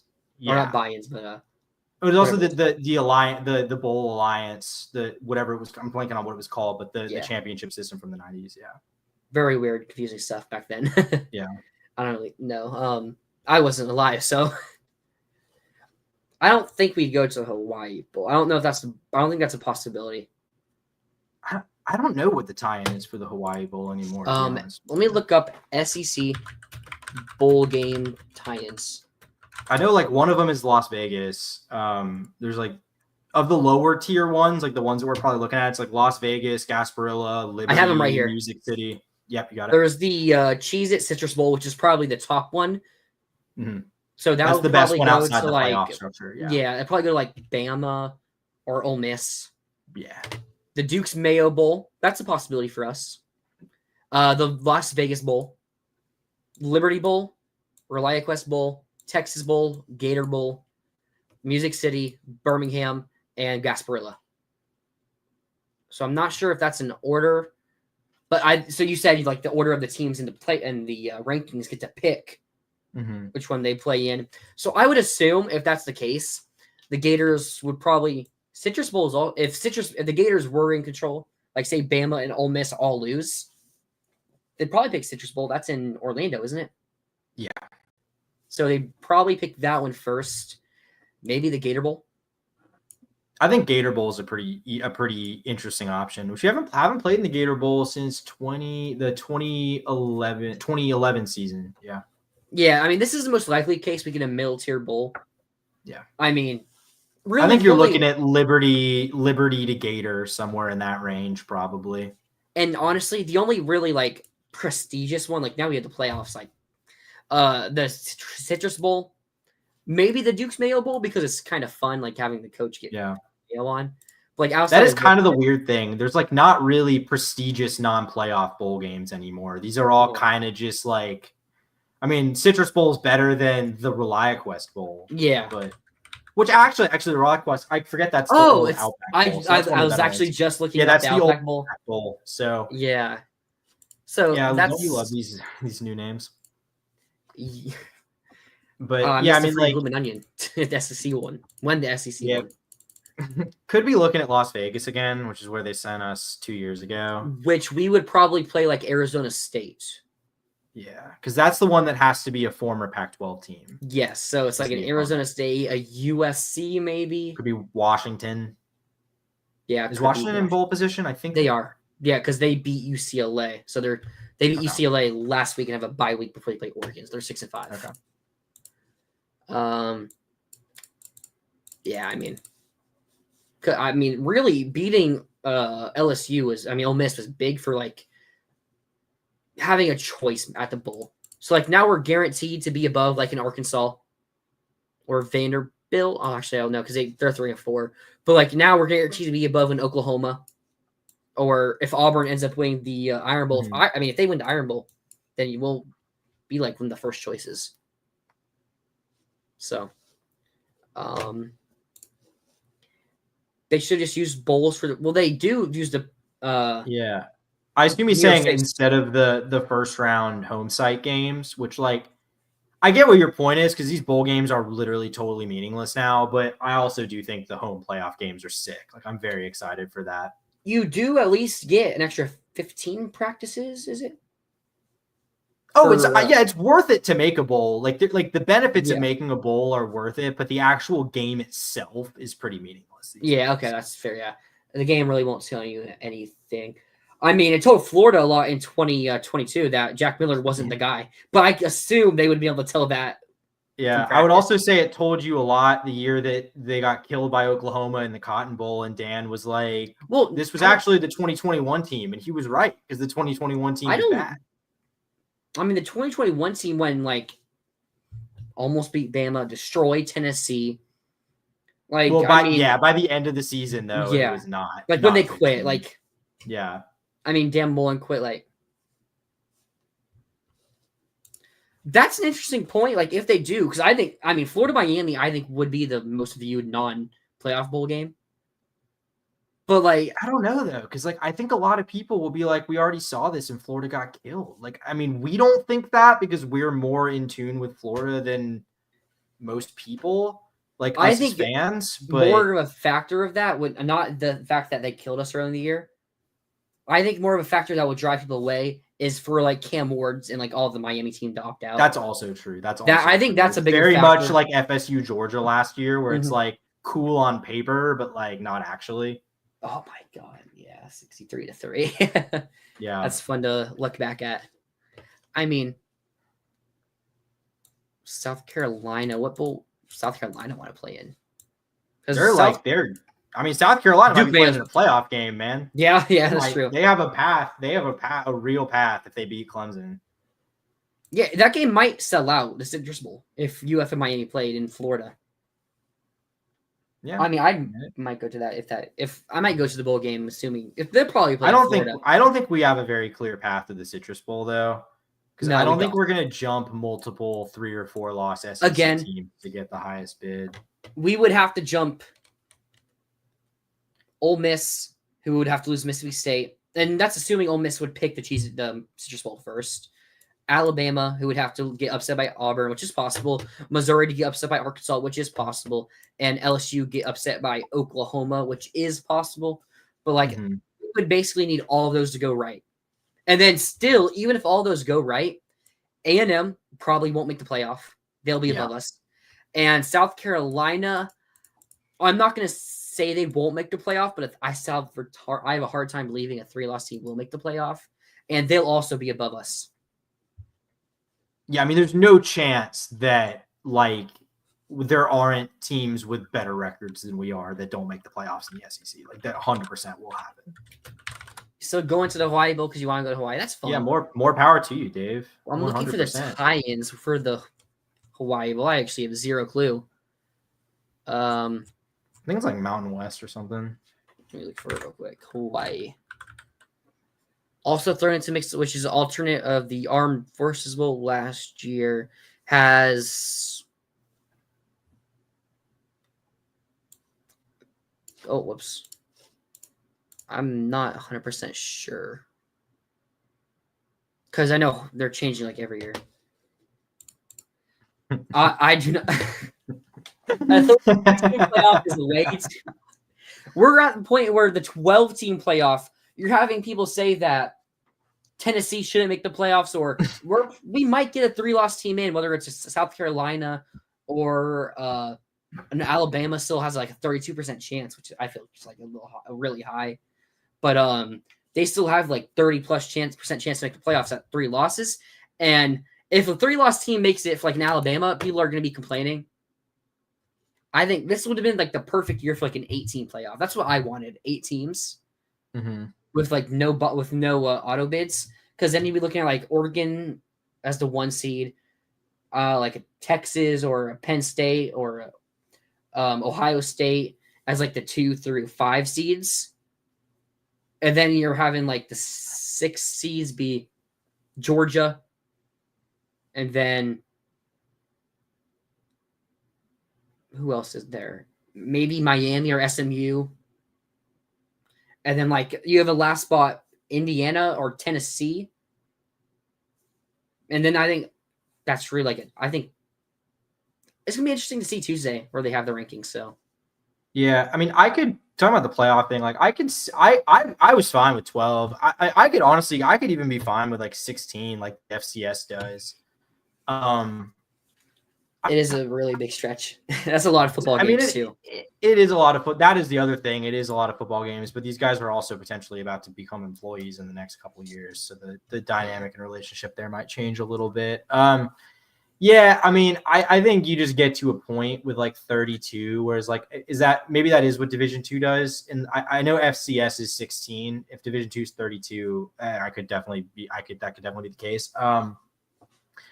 Like talent differential. I just don't.